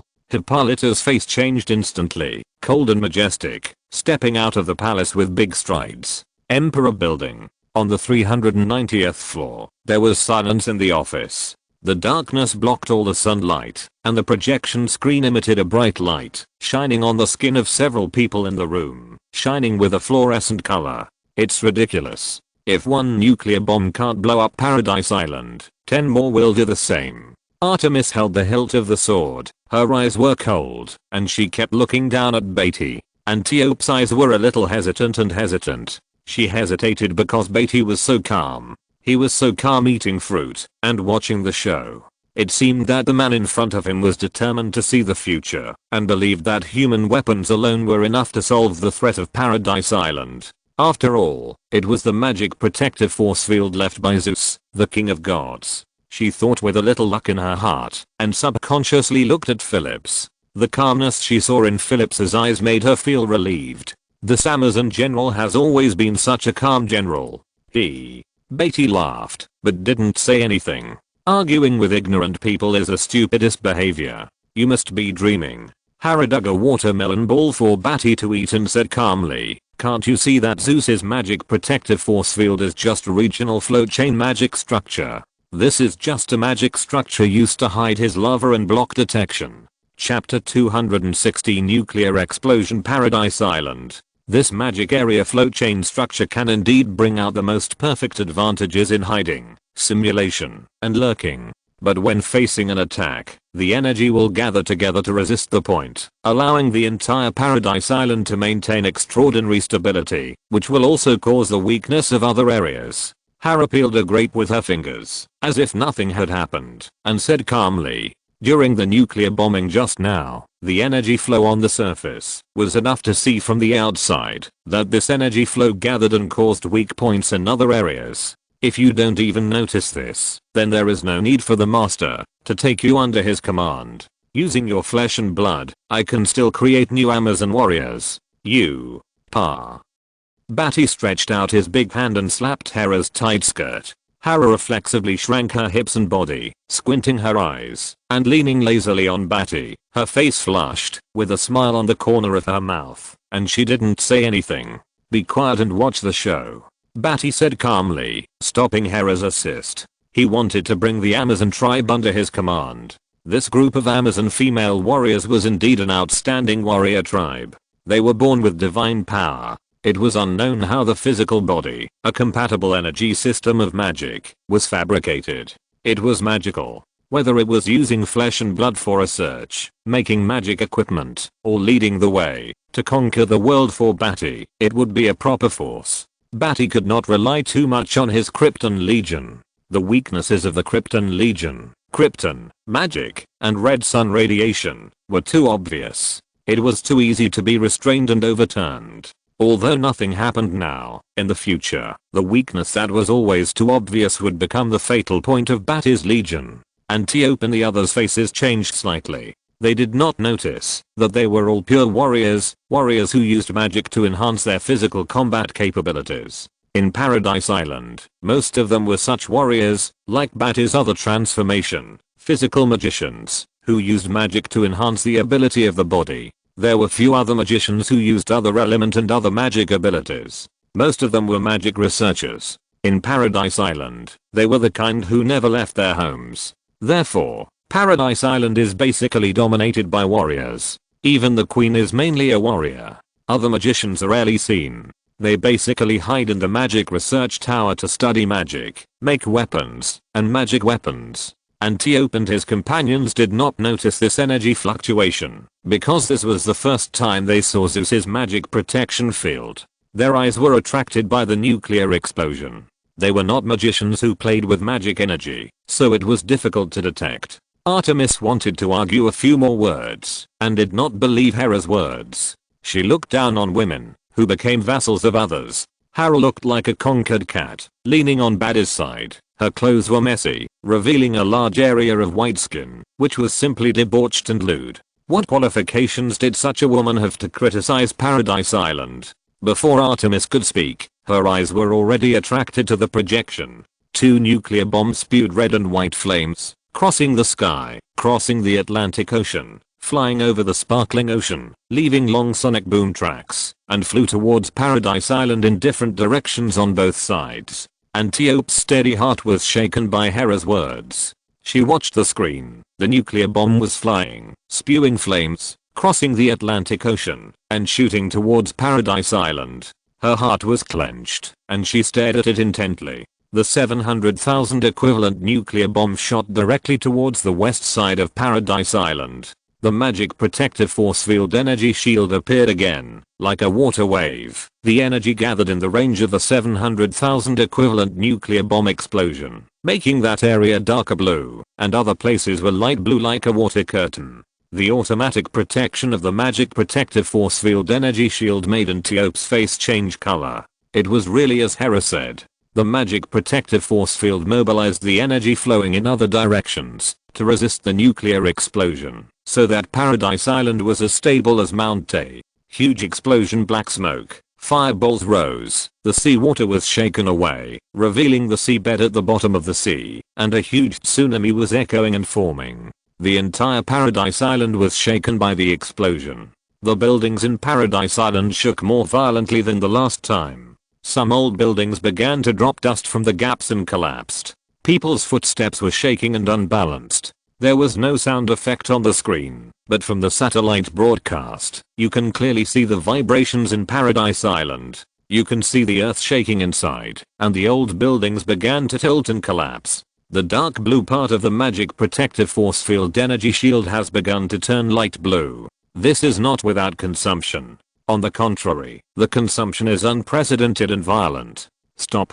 Antiope's face changed, and he shouted loudly. No matter what, he could see that it was really as Hera said. Paradise Island really couldn't withstand the next nuclear bomb. It would destroy Paradise Island. Artemis's face was extremely ugly. The magic protective force field arranged by Zeus's divine power was actually weakened by the attack of mortals. This was simply unbelievable to the Amazons who believed in the gods of Olympus. When people can challenge gods, Amazon's general, Phillips, was choking and staring. This stable and calm general could not help but stare at this scene in a daze. Too late. Badi looked at the 3 Amazon warriors coldly, and a mocking smile rose at the corner of his mouth. He actually hated people like this who would not cry until they saw the coffin. Whether it was superheroes, Flash, Batman, Hal, and everyone else, they were all like this. They would not cry until they saw the coffin. At that moment, you would never know how much pain your heart was in, and the pain that could not be stopped even if you cried, compared to the humiliation of surrendering and compromising your dignity when you lose everything in front of you, seeing your family and compatriots die powerlessly in front of you, and you cannot save them. That feeling is even more terrifying, painful, and desperate. The 2 nuclear bombs were only a few seconds apart, and the magic protective force field that resisted a 700,000 ton equivalent nuclear bomb began to look less deep blue. Just when the energy of the magic protective force field energy shield was not able to completely block the embers of the explosion of the 700,000 equivalent nuclear bomb, another 3 million equivalent nuclear bomb spewed out red and white flames from the weak point on the other east side, setting off the light of explosion. The whole world seemed to have only a strong white light emitting, and even those who were watching the screen felt the blinding and terrifying coldness. The 3 million equivalent nuclear bomb directly blew up the magic protective force field, tearing apart the magic protective force field that Zeus had set up to hide his lover in an instant. The blue energy shield from the explosion point turned into blue ionized energy particles little by little, like a lot of water droplets flying, and quickly splashed towards the sky little by little. This scene was only seen by Badi with his supervision. At the moment, when the magic protective force field energy shield was blown up, more than 1/5 of the ground was directly submerged by the fireball. The huge airwave blew away the magnificent buildings and forests of heaven. Countless Amazons looked terrified, flew into the sky, were swept away by the airwave, and were submerged by the black smoke and fireball. The update time has been slightly changed. Chapter 261, The Service of the Cool Secretary Hera. Antiope's face was pale, his pupils were wide open in horror, his heart was trembling, and the blood in the blood vessels in his body seemed to be trembling with fear, causing his thin fingers to tremble constantly and unable to stop. The feeling of suffocation enveloped her breathing, making her unbelievable. Zeus's magic protective force field was destroyed. 1/5 of the area of Paradise Island, including the forest and a remote training ground outside, the Amazon female warriors who just gathered, were blown up one by the shock wave of the nuclear bomb. Their bodies flew across the sky, their limbs flew, and their blood splashed. It was extremely miserable. There was no sound on the screen, only the picture, and the silence was even more miserable at this time. Phillips was already sluggish, and her eyes were blank, and she didn't want to believe this fact.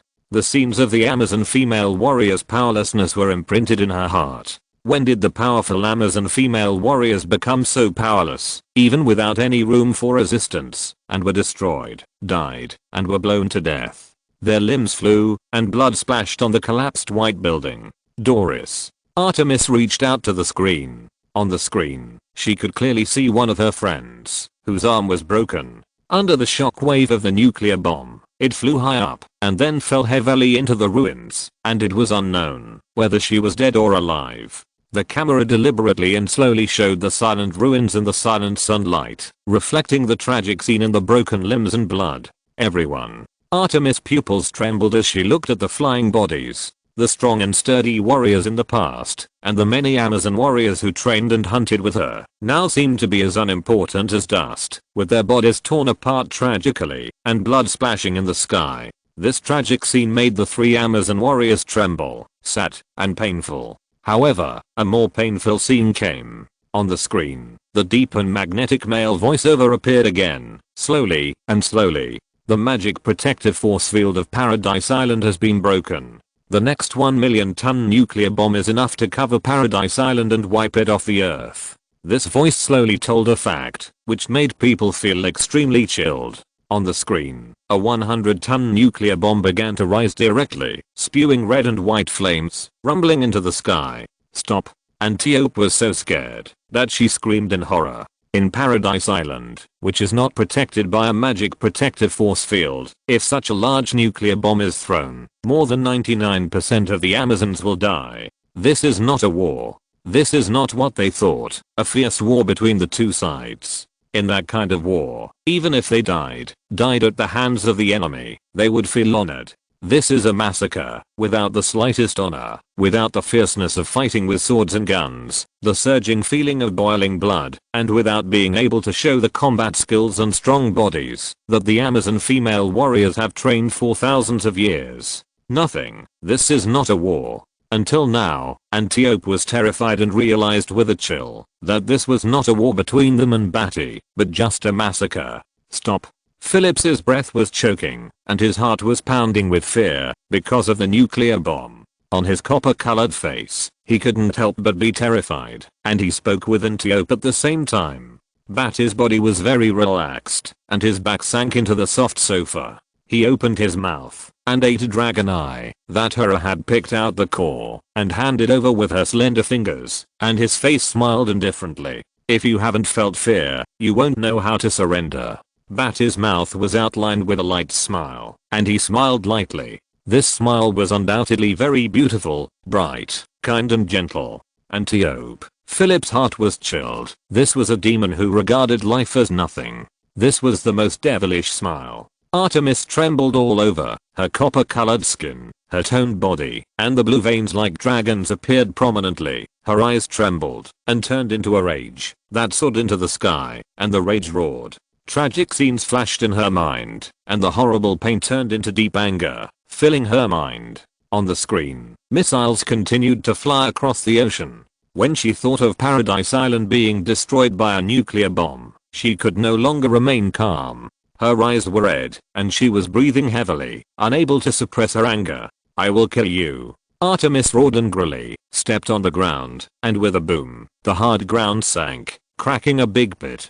She raised her sword, and her body moved forward violently, raising a huge gust of wind that swept through the space. The rows of wine cabinets displayed behind the bar made a sound, restless and agitated. The high-heeled glasses placed on the bar were blown by the gust of wind and fell to the ground with a bang, shattering into glass shards. A few documents on the desk were blown away, and papers fell from the sky in a mess. The papers spun and fell, like withered leaves. Artemis was like an ancient war god, freeing her anger from oppression and fear. She raised the sword of anger in her hand, stomped on the floor of the office, and cracked the cracked ground with every step. She ran towards Badi. The sword light was cold and sharp, slashing out from the falling documents, and slashing towards Badi. Badi was indifferent and leisurely, as if he was immersed in his own world, as if he didn't notice it. The cold and beautiful Hera beside him. In an instant, Hera was like a leopard that was shocked and exploded.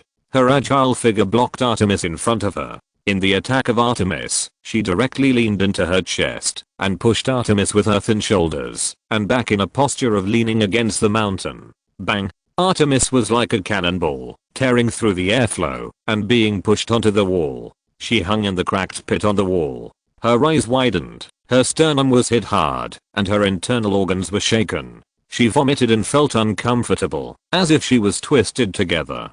Cough. She hung on the wall, coughing up a mouthful of blood, the blood mixed between her teeth, gritting her teeth, and looking up at Hera angrily. Hera retracted her long legs, gently smoothed her clothes with her hands, and returned to Badi's side calmly, silently, and indifferently. At Badi's side, she peeled another lychee for Badi, and removed the core for him to enjoy. Chapter 262 Give Up. Artemis. Phillips's face showed surprise. He didn't expect that a female secretary beside Bamulodi could have such fighting power. He was able to injure Artemis. Whether it was the strength or the timing of the attack, it was at the level of an elite warrior. The control was impeccable, causing Artemis to be hit by a shoulder-to-shoulder collision, hanging on the wall, spitting blood. However, this level of damage could not seriously injure the Amazon female warrior. Her body was not that weak. Artemis wiped the blood from the corner of her mouth with the back of her hand, jumped down from the hole in the wall, and fell to the ground with a bang. Her body was upright, her face was cold, her eyes contained deep anger, her fists were clenched, and her bronze skin gathered a strong sense of muscle-lined strength. Her body exuded a strong sense of oppression, like a mountain pressing down on the air, making the air sticky. If it happens again, I won't be knocked away so easily. Artemis had been through many battles, and just now she was just so angry that she lost her mind. She didn't notice it for a moment, so Hera penetrated her chest and knocked her away. If you really want to defeat her, you probably have to punch through the entire office and smash it. Of course, this can't be so easy. This is Badi's office. Artemis stepped forward, full of anger. Heavy footsteps, cracks on the ground spread, the sticky air around her body was like waves, and she was actually pressed into waves and wrinkled. With angry eyes, she looked at Hera who was lying beside Badi. Being as powerful as herself, she just attached herself to Badi without dignity, like a cat, being stroked by him. Without a trace of self-esteem, without a trace of the mentality of a powerful person, she became a vassal beside a man, and was played by a man. Artemis frowned. This kind of woman is simply a shame in the world of women. This is simply the shame of women. She is still peeling grapes for Badi. At this moment, Artemis already regarded Hera as an opponent, respected this opponent, and was eager to fight with her. She would not regret it, even if she died in battle. Seeing Hera serving Badi so undignifiedly, Artemis' eyes were filled with anger, and she wanted to go up again and fight with Hera. Artemis, stop. Antiope stopped Artemis's advance, and her eyes followed Antiope to look at the screen. Artemis paused, her heart tightened, and her eyes followed Antiope to look at the screen. The nuclear bomb was already flying over the sparkling Atlantic Ocean. It made the Amazon warriors feel cold. If the nuclear bomb really exploded, Paradise Island would become history from then on. The most important thing now is not anger, but to prevent this catastrophe to Amazon. Artemis was suddenly, as if a cold light was poured on her head, and she calmed down, and was not overwhelmed by anger again. But her eyes glanced at Hera beside Badi, and for a moment, she couldn't help, but still had anger and dissatisfaction in her eyes. Seeing Hera skinning and picking out the core for the man, feeding him with her own hands, being stroked like a cat, being humbled like a pet, having power comparable to hers, yet being a vassal. Seeing Hera, who she had just recognized as her opponent, acting like this, Artemis was extremely angry and dissatisfied, as if silently saying that she was not qualified to face Bamilodi and could only face this toy of his. Artemis let out a deep growl from her throat, like a wild animal, suppressing her anger, staring at Hera and Basil, and not acting recklessly. However, Antiope, the sister of the Amazon Queen Hippolyta, did something that shocked them. Antiope was in deep pain, her eyes were filled with anger and dissatisfaction, and she lowered her head. She didn't dare to let Artemis and Phillips see her pain.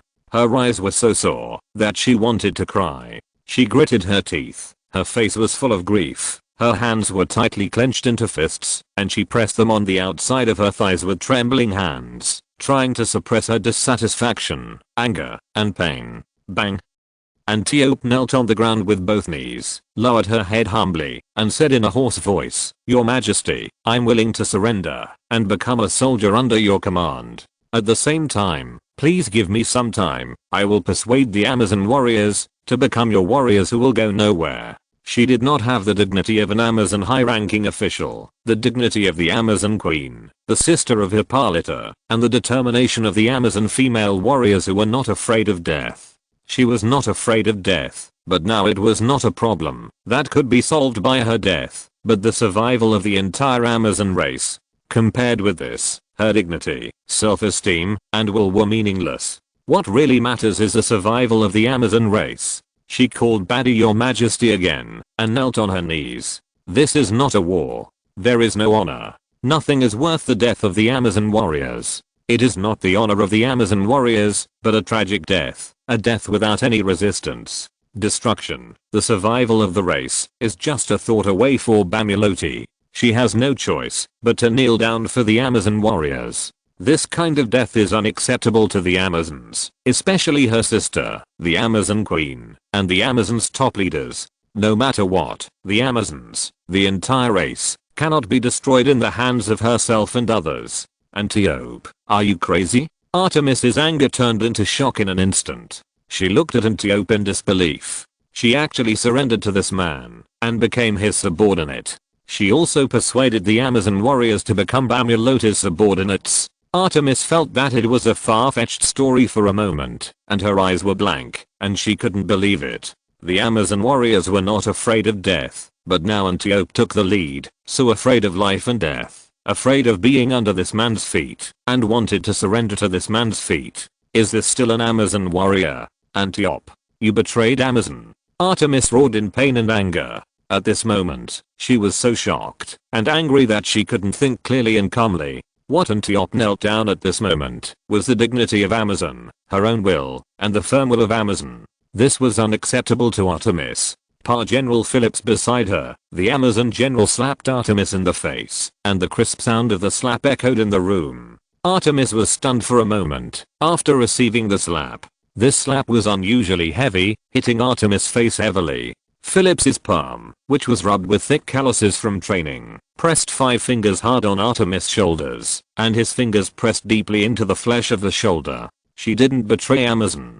Phillips stared at Artemis angrily. His body was as horrified as an erupting volcano, suppressing his anger, and speaking through his teeth, biting his teeth, and bursting out one word at a time. Artemis did not understand the crisis faced by Amazon at this moment, which made this always calm general angry, and his eyes were like a volcano. The moment Antiope knelt down and spoke, Phillips understood Antiope's thoughts. They are the top leaders of Amazon, and the opposite is to lead the entire tribe to survive, rather than die in this meaningless death. In an era when the gods have given up Amazon, Amazon needs to find its own way. Instead of being destroyed by nuclear bombs as soon as they appear on Earth, disappearing in this era and history. Her palm pressed on Artemis's shoulder, and the force made Artemis feel the pain in her shoulder bone, and her eyes were simply spewing flames. Artemis looked at Phillips's fiery eyes. This general who had been training her and trained her to surpass her was loved by Artemis. Artemis was reckless, impulsive, and hot-tempered, but she was not a stupid person. Almost at the moment of being slapped, she vaguely realized that she had said the wrong thing. Artemis moved her lips, but didn't say anything. That would make Antiope heartbroken. Antiope. She gave up her dignity. Chapter 263 The Scoundrel. Office. The vast space was silent, filled with sadness, and wordless sadness was spreading. Anger was worthless. Anger could not save Amazon. Anger could only make the blood in one's chest boil, and could not change any facts. Artemis was silent, her hands clenched, anger accompanied by sadness. She and Phillips stood behind Antiope, looking at Antiope's kneeling back, with uncontrollable sadness and anger in their hearts. Amazon had become the meat on the board of others, at the mercy of others, and even powerless to resist. Silence. Silence and sadness enveloped this space. Badi sank into the sofa, and Hera leaned on him. The faint fragrance seeped into his nose. His fingertips kept touching the waist of Hera's white shirt, playing the brisk Croatian rhapsody. The background of this rhapsody was Croatia, which had suffered from war. The ruins and the ashes and the sunset reflected in tears and blood depicted a tragic picture with a bright rhythm. In the scene that is about to fall on Paradise Island, this Croatian rhapsody is undoubtedly very suitable for all the environments. The ruins and the Amazon warriors with tragic war trauma are bleeding each other, wailing all over the earth, and despair is shrouded in the island. What a tragic picture this is. Just by imagining it, one can already imagine the serious traumatic consequences after the nuclear explosion, which is lamentable. Your Majesty, please stop the nuclear bomb attack. I surrender on behalf of Paradise Island. Antiope trembled in her heart and panic.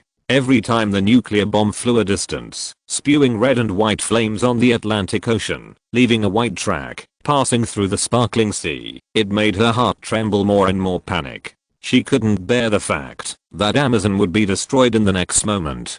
Badi's face was indifferent. He also hated to see this kind of destruction of life and beauty. Who doesn't like happiness, beauty, and perfection?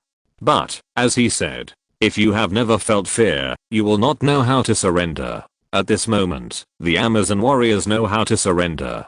Don't you think it's too late? It turns out that I'm too kind, and my reputation is not enough to scare people to the point of kneeling down, so the Flash has a fluke again and again, and will not kneel for the lives of tens of millions of people in New Guinea. The members of the Justice League have been making trouble for me again and again. Amazon thinks she can resist herself. Only after surviving this nuclear bomb can Amazon be qualified to be a warrior under my command.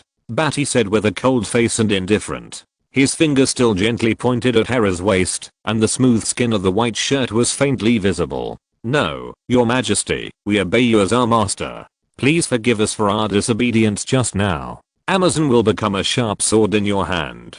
Philip's face was tense, and he took a step forward, knelt down side by side with Antiope, and said hurriedly, I'm the General of Paradise Island, Your Majesty Bamulodi. I'm willing to offer my loyalty to you. Phillips said with a nervous heart and trembling body. She could no longer imagine the destruction of Paradise Island and the Amazon people. Such consequences are unbearable. If, because of her pride, she did not kneel down and beg the man in front of her at this moment, and the Amazon tribe disappeared from this world, and she and others became the last Amazons, it would be so painful in the future.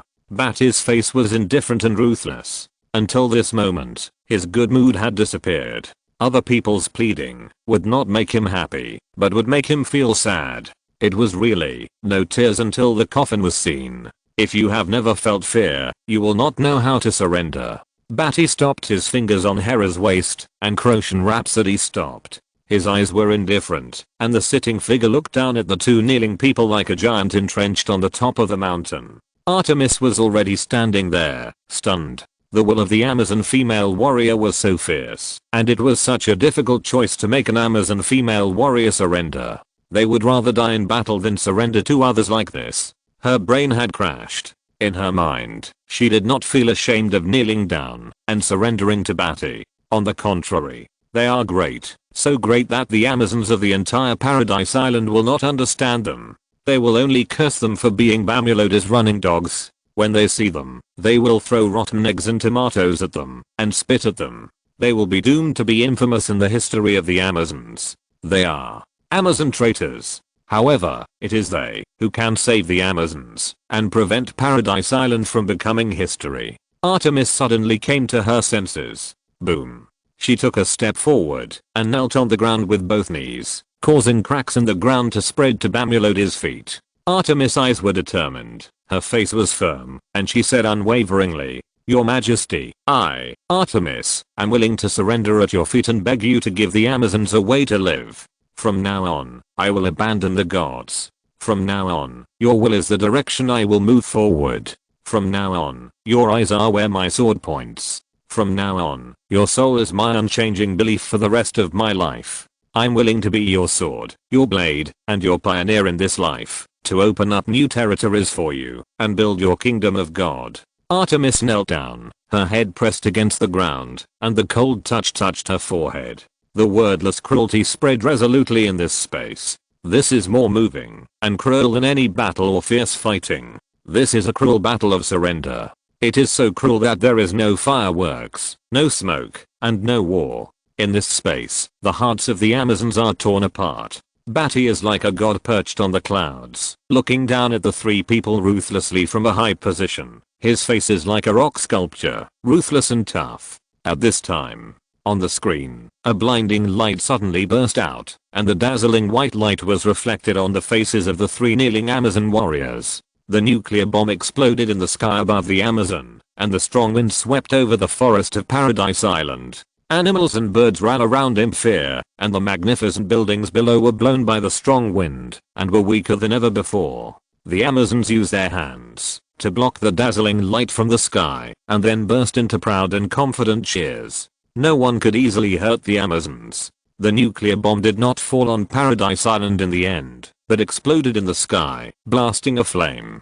Phillips and Antiope breathed a sigh of relief, and looked at the Amazons on the screen, who were confident and proudly looking up at the sky, and their hearts were sad and bitter. Artemis had a resolute face and remained silent. If you're listening to this novel on a channel other than Fanfic World, it means they downloaded and uploaded it without effort. We cordially invite you to visit our channel, Mundo Fanfic Novelos. There you'll find the original version of this story, and you can explore many other novels of various genres. We're waiting for you to immerse yourself in a world of incredible novels. Chapter 264. His Majesty said. Emperor Building 390th floor, Badi's office. The three Amazons have left here, and with them left, there was the cold and beautiful Hera, who followed them back to Paradise Island to conduct further population surveys, deal with the nuclear radiation environment, and make plans for the future location of Paradise Island. The Amazon warriors who surrendered, led by Antiope, Artemis, and Phillips, need to return to Paradise Island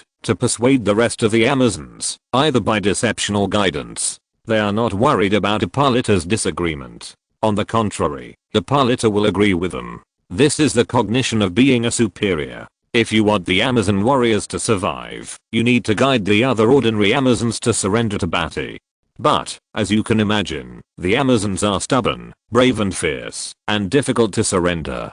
They will not completely agree with their surrender, but there will be an internal split struggle. At that time, all the resistance and rebels will be cleaned up by Badi again. At that time, the Amazon warriors who truly surrender to Badi will fight for him. The darkness inside the glass screen retreated to both sides like water in the composite glass. The sunlight penetrated from the center of the floor-to-ceiling glass and shot into the space. The light shone on the tiny dust floating in the air, and then the darkness shrank like water and gradually dissipated. The entire floor-to-ceiling glass window was completely bright, and the darkness disappeared. The sunlight shot in violently, emitting a dazzling brilliance. Badi stood in front of the floor-to-ceiling glass window, looking up at the sun, not knowing what to think. All the joy brought by Jenny disappeared because of the kneeling of the 3 Amazons. The sunlight shone on the white jade face, and the scar on the face carved a sculpture-like tough face. There was a faint indifference and sadness in his eyes, and a lingering trace of loneliness. He didn't like to see others begging in front of him, begging bitterly, kneeling in front of him, showing all the misery, and the miserable figure of extreme pain. Although all this was brought to others by him. But, this world has always been like this, and it does not operate for the will of a certain person. Even if he destroys everything, he will make the earth run according to his will. Only in this way, can he create the perfect world in his heart. Badi stood in front of the French window, the sun shone on his skin, a faint fluorescence appeared on his body, and he looked like a god. In fact, his behavior was that of a demon. His figure in the sun had a hint of loneliness and a faint loneliness. On the road ahead, he was always alone, and he was moving forward unswervingly. Who is whispering in the fog? The highest honor is to enjoy loneliness. You struggle to conquer. Flatten the anger between heaven and earth. No matter how dark the clouds are, no matter how roaring the wind is, you can't let me stop my journey, regardless of wind and rain. Let the gods under my feet pave a heroic road for me. Badi stood in front of the French window, gently humming a song that he liked very much in his previous life, but when he hummed the 3 words Hero Road, he paused, outlined a hint of ridicule on himself, and finally changed the lyrics to Devil Road. The shadow stretched very long in the sunlight. The particle magnet behind him was like black sand, gathering mist, like a sandstorm swirling in the wind, wandering behind him, repairing the cracked ground room, sorting out all the chaos here. The back of the moon.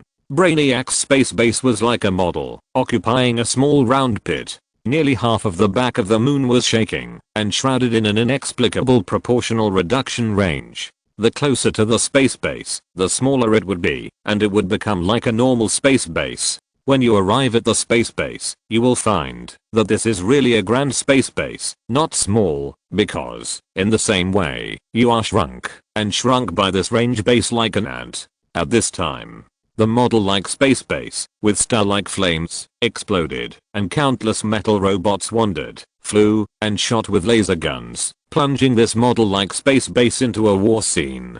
There was a black shiny shelled spaceship as small as a fingernail, spraying out tiny flames like the flash of a matchstick, and it quickly shot out from the space base. Then, chasing behind them, there were a dozen silver-white spaceships, also as small as a fingernail. Among them, there was a green humanoid figure covered with dense headphone jacks. Behind the dozen silver-white spaceships, it seemed as if there were silk threads of information controlling the dozen spaceships, controlling the spaceships to chase the black spaceship flying to the Earth. As the black shiny shelled spaceship in front gradually flew away from the space base and left the range of the moon, the spaceship gradually expanded from the size of a fingernail. It seemed that it was tiny from a distance, and quickly stepped into the sight, and quickly grew larger from the sight. The dozen silver-white spaceships behind were not much behind, and they also grew larger and became normal. The green figure surrounding the spaceship was also gradually growing larger, becoming the size of an ordinary person, and quickly controlling the silver-white spaceship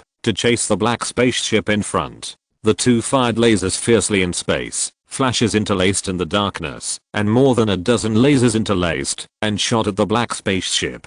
The black spaceship was exceptionally outstanding. It glided and flew in space. The laser rubbed against the wingtip, causing imbalance, and almost hit another laser. The pilot was experienced and skilled. In a round of encirclement, he dodged and broke through the calculation to shuttle away. Only the wing was damaged, and the next round of encirclement attack would be dangerous. Captain, let me drive the spaceship to hit them. You leave quickly, go back to Earth to inform His Majesty. Jamie's legs were bleeding, one arm disappeared, and the bones were white. There was a big hole in his waist, and his large intestine was pierced. Seeing the captain's thrilling control of the spaceship, his face splashed with blood, he couldn't help but be indignant. His eyes shot up to the sky, and he didn't even care about his own injuries, and wanted to crash these robots to death. Shut up, I've already sent a message to Earth. Captain Larkin, with a beard, manually controlled the spaceship, and his forehead was covered with sweat. In the previous round of flight, he was really in danger and almost had the spaceship blown up. Even if he wanted to escape, He couldn't. His flying speed was not faster than the speed of the spaceship. He would only be caught up and die in space. Damn it. Captain, you shouldn't have saved me. Jamie's face was angry, and his remaining arm angrily pounded on the steel hull. While speaking angrily, he coughed up a mouthful of bright red blood, and his eyes were still angry. If it weren't for saving himself, Captain Larkin would have left the space base and escaped to Earth. It was me who implicated the captain.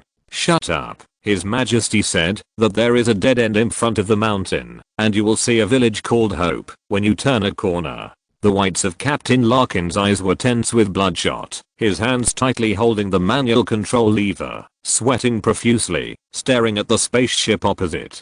Jamie vomited blood, and when he heard Captain Larkin mention His Majesty's famous saying, his eyes flashed. It seemed that what His Majesty said was his will to stay alive. Boom.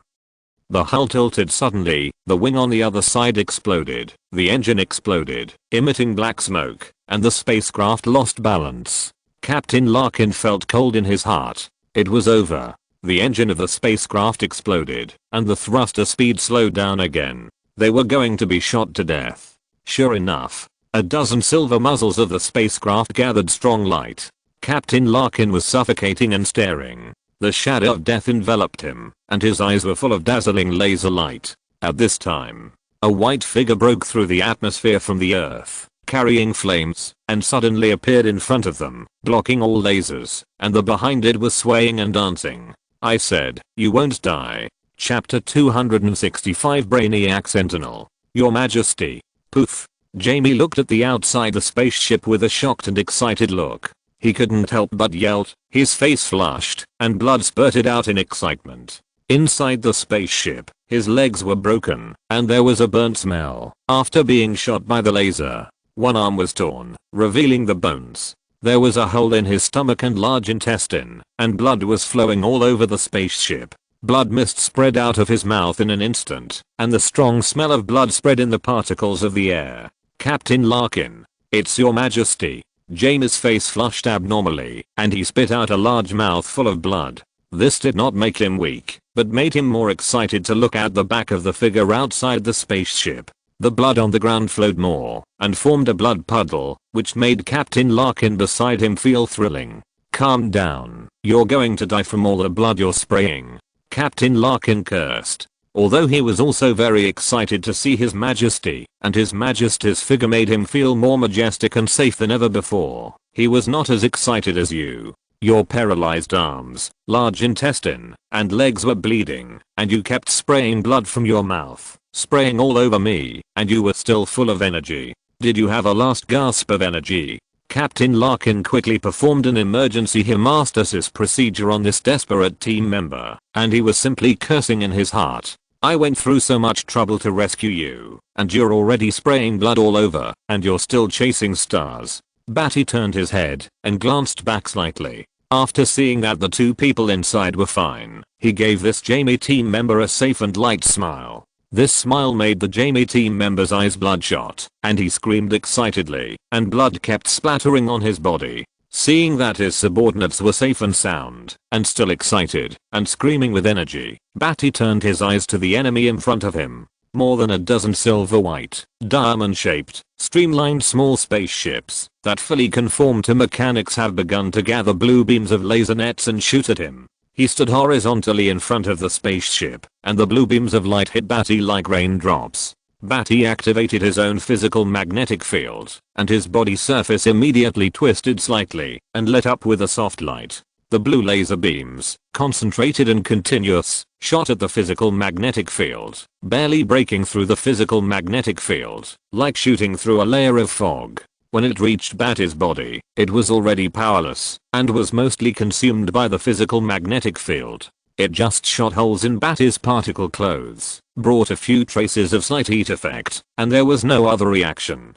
This was not a high-intensity injury. Badi's current body was stronger than these spaceships. The ability to break through the physical magnetic field on the surface of the body was enough to prove that these lasers were not weak. Badi stretched out his hand and caught a laser beam that was aimed at the side of the spaceship from his side. Let's go back to Earth first. Badi pressed his palm back, exerting force on the spaceship behind him. Under the excited gaze of the two subordinates, a great force erupted from Badi's palm, and the smooth bow of the black carapace was sunken with a palm print. Under the strong impact, it flew back in the direction of the Earth in space, emitting red flames. This was just a casual slap back, and the spaceship flew back to the Earth. Naturally, when it reached the Earth's atmosphere, Hera would send people to catch them. At this time, countless laser raindrops hit Badi's clothes on his chest, creating ripples like raindrops. It was slightly warm, and did not hurt Badi at all. The beam stopped. A dozen silver diamond-shaped spaceships, under the control of the green socket-filled humanoid object, quickly gathered and arranged in a circle. These dozen spaceships were connected head to tail, forming a circle, and lasers erupted from the center and gathered together. The energy beams converged in the middle, and combined into a particle beam with a diameter of half a meter. This half-meter thick blue particle weapon was like a giant cannon in the space. The power it exploded was terrifying, and it shot down directly at Badi. Such a huge particle beam, with its huge kinetic energy, was enough to destroy any creature on the surface of the planet. Whether it was the kinetic energy brought by the huge high-energy directional strong current or the temperature caused by the extremely terrifying particle flow, if it was directly shot down on the Earth outside the Earth's atmosphere, it would be enough to wipe out the existence of any country on the surface of the planet and destroy everything. Badi's eyes were cold and his heart was suddenly shocked. What he was cold about was not the kinetic energy impact and temperature brought by this high-energy directional particle flow, but in an instant, he opened his far-sightedness, penetrating vision, and microscopic vision, and saw a green human figure behind a dozen silver-white diamond-shaped spaceships, with headphone jacks all over his body. It had dark eyes, green skin, and headphone jacks all over its body. It had no emotions. In fact, it was not alive. This is Brainiac's Sentinel. Badi's eyes narrowed, and his microscopic vision saw that every proton in its body had been transformed into an intelligent microscopic particle. This is an artificial intelligence program that can perform tasks such as communication, reconnaissance, and interference with high-energy acceleration of particles in ultra-long time and space. It is not like Hera. It is an emotionless existence, just a sentinel that collects information. The technology and hardware are simply exaggerated. Each proton plane of the body is twisted by the strong interaction force to form a circuit. Each proton is a miniature intelligent neural communication program, and each proton is enough to represent a supercomputer on Earth. And the body of this sentinel has more than 40 trillion miniature proton intelligent programs, forming a whole, thus forming this ability to transmit information across interstellar galaxies beyond light years. This circuit technology created by particle distortion is an extremely exaggerated science and technology. This is a superhumanoid computer hardware. On Earth, even if it takes hundreds of years, it may not be possible to create this hardware. And now, it appears on one of Brainiac's Sentinels. Just a Sentinel already has this kind of scientific and technological hardware configuration, which can't help but shock Badi. No wonder Brainiac can shrink any material or organism at any time. His research on particles, his science and technology, and his research and application of particles are exaggerated to an unbelievable degree. This can even make Badi predict that Brainiac even has the science and technology to unify the four fundamental forces, and can use technology to unify the force field. It is conceivable that Brainiac's body and his entire technological planet have a terrifying and advanced level of technology.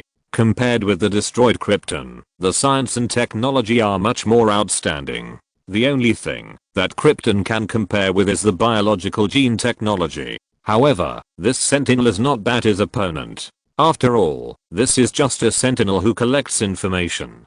Perhaps Brainiac came here and used his technological capabilities and himself to turn the world upside down with a planet-level powerhouse like Badi, and even defeat Badi, but his Sentinels, the spacecraft and laser weapons they controlled, could hardly compete with Badi. The moment Badi appeared, this Sentinel also calculated that he was not Badi's opponent. In an instant, it gathered more than a dozen spaceships, and after releasing the most powerful particle beam stream, his entire green figure quickly retreated, abandoned the spaceship, and fled to the back of the moon.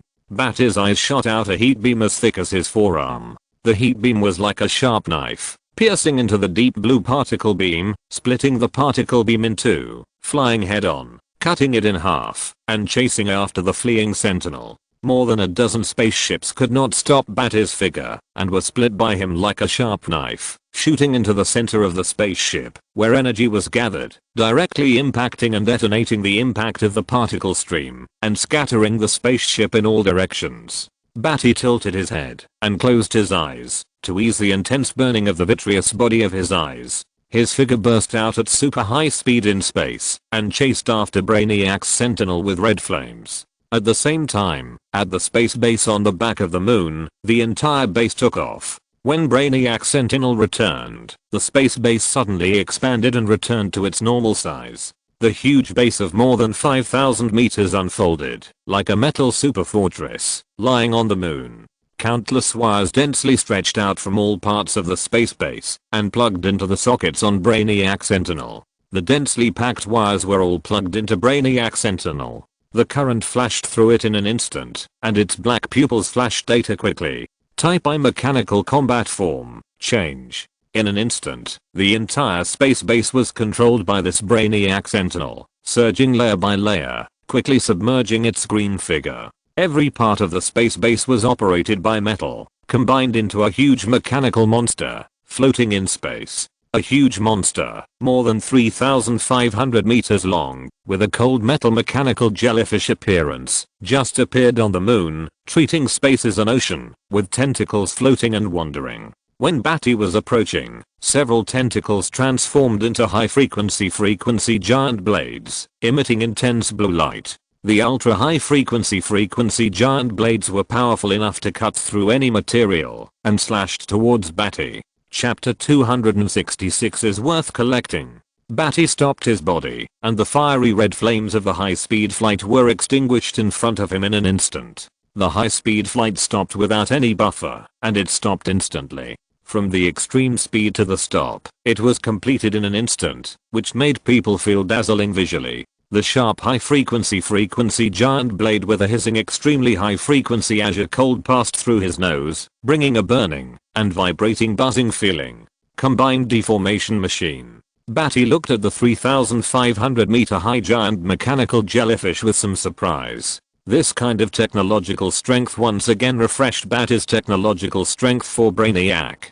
The entire space base was a huge combined mechanical war fortress. This was really a super big deal. This was simply delivering technology to his doorstep, sending him warmth from the universe. Begin collecting individual biological data. Extract the database. Target Kryptonian bloodline creatures. Energy intensity, unknown.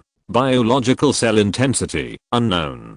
Destruction level intensity, planetary level. Individuals destroy planetary level combat power. Collectible. The last mission of the Sentinel. Collect and test combat data, and transmit data over time and space. Proceed. The control of the unknown central control of the mechanical jellyfish, the Sentinel control system, in an instant, ran Brainiac's collection program, determined that Badi had a need to collect, and began to collect combat data, to collect enough information for Brainiac's arrival. It was transmitting information over a long distance. Why was it the last? Because the Sentinel system detected that there was a probability of more than 99.9999% that it would fail, either self-destructing or being destroyed. At this time, it finally activated the mechanism contained in the program, using the last Sentinel base station, to attack with all its strength to collect enough information for Brainiac. The tentacles immediately became violent, covering the sky and the sun, and dancing wildly in space. Countless tentacles formed various attack methods, and slashed towards Badi frantically. High-frequency giant blades, laser beams, matter decomposition rays, ionized plasma explosions, shrinking rays, pulse cannons, and all other attacks, all swarmed and attacked Badi in a seemingly chaotic manner. Countless tentacles continuously blocked Badi's space, and some were real and some were fake. Badi was moved, and the more he watched, the more delighted he became. He quickly whipped and surrounded the tentacles, soaring and moving. A long time ago, he wanted to transform the Emperor building into a giant mechanical Gundam that could be combined, moved, and transformed. However, due to the lack of hardware technology, metals, and raw materials in various aspects, he could only regretfully create a huge base, the Emperor building. The appearance of this metal mechanical jellyfish made Badi ecstatic. This technology integration of the space base combination can completely implement Badi's mobile space base. As long as he obtains this mechanical jellyfish, transforms it, and sets it in space, Badi will have a space monitoring base that can be transformed at any time, and then he can attack the ground with space-based weapons lasers. On Earth, as long as he gave the order, there would be no need to take any action, and a laser would be automatically fired, which would be enough to wipe out any empire on the surface. He had almost decided the future of this jellyfish, and had already thought of a way to change it, to change this mechanical model and directly make it into a 3,000 meter high Gundam. Who doesn't have a hobby these days? Imagine having a 3,000 meter high Gundam fighting for him in the universe, and even Brainiac's technological power. If he could conquer him, and let him make a batch of technological super Gundams, Gundams the size of planets, Gundams the size of the sun, countless super Gundams sweeping across the universe. Just thinking about it, Badi felt excited. The laser shot across his face with a burning heat, bringing warmth. Muffled. A metal tentacle as thick as a water pump slashed towards him, and he caught it with his fingers, making a dull vibration sound, and the tentacle broke directly and slashed down. Badi caught the broken tentacle and frowned secretly. It was a pity. He had already regarded it as his own thing, and he cherished it. He couldn't bear to destroy every inch of this mechanical jellyfish, because it was all his own. Then, in the midst of a violent storm, countless tentacles gathered energy and surrounded Badi in an orderly manner. Countless tentacles whipped him all over the sky with energy supply, missile supply, and beam particle attack. In the dark space, it was like a continuous explosion of fireworks. The tentacles were like seaweed, madly attacking, just to provoke Badi's attack and collect information. Badi was like a flexible fish swimming in the seaweed, constantly shuttling between the seaweed. None of the crazy tentacles could whip Badi's figure. Badi frowned, looking at the dense tentacles. He really didn't want to destroy this valuable mechanical creation. But unfortunately, this mechanical creation would not follow Badi's wishes, but would only use all weapons more crazily, to attack Badi with artillery fire, intending to trigger Badi's attack and desire for destruction.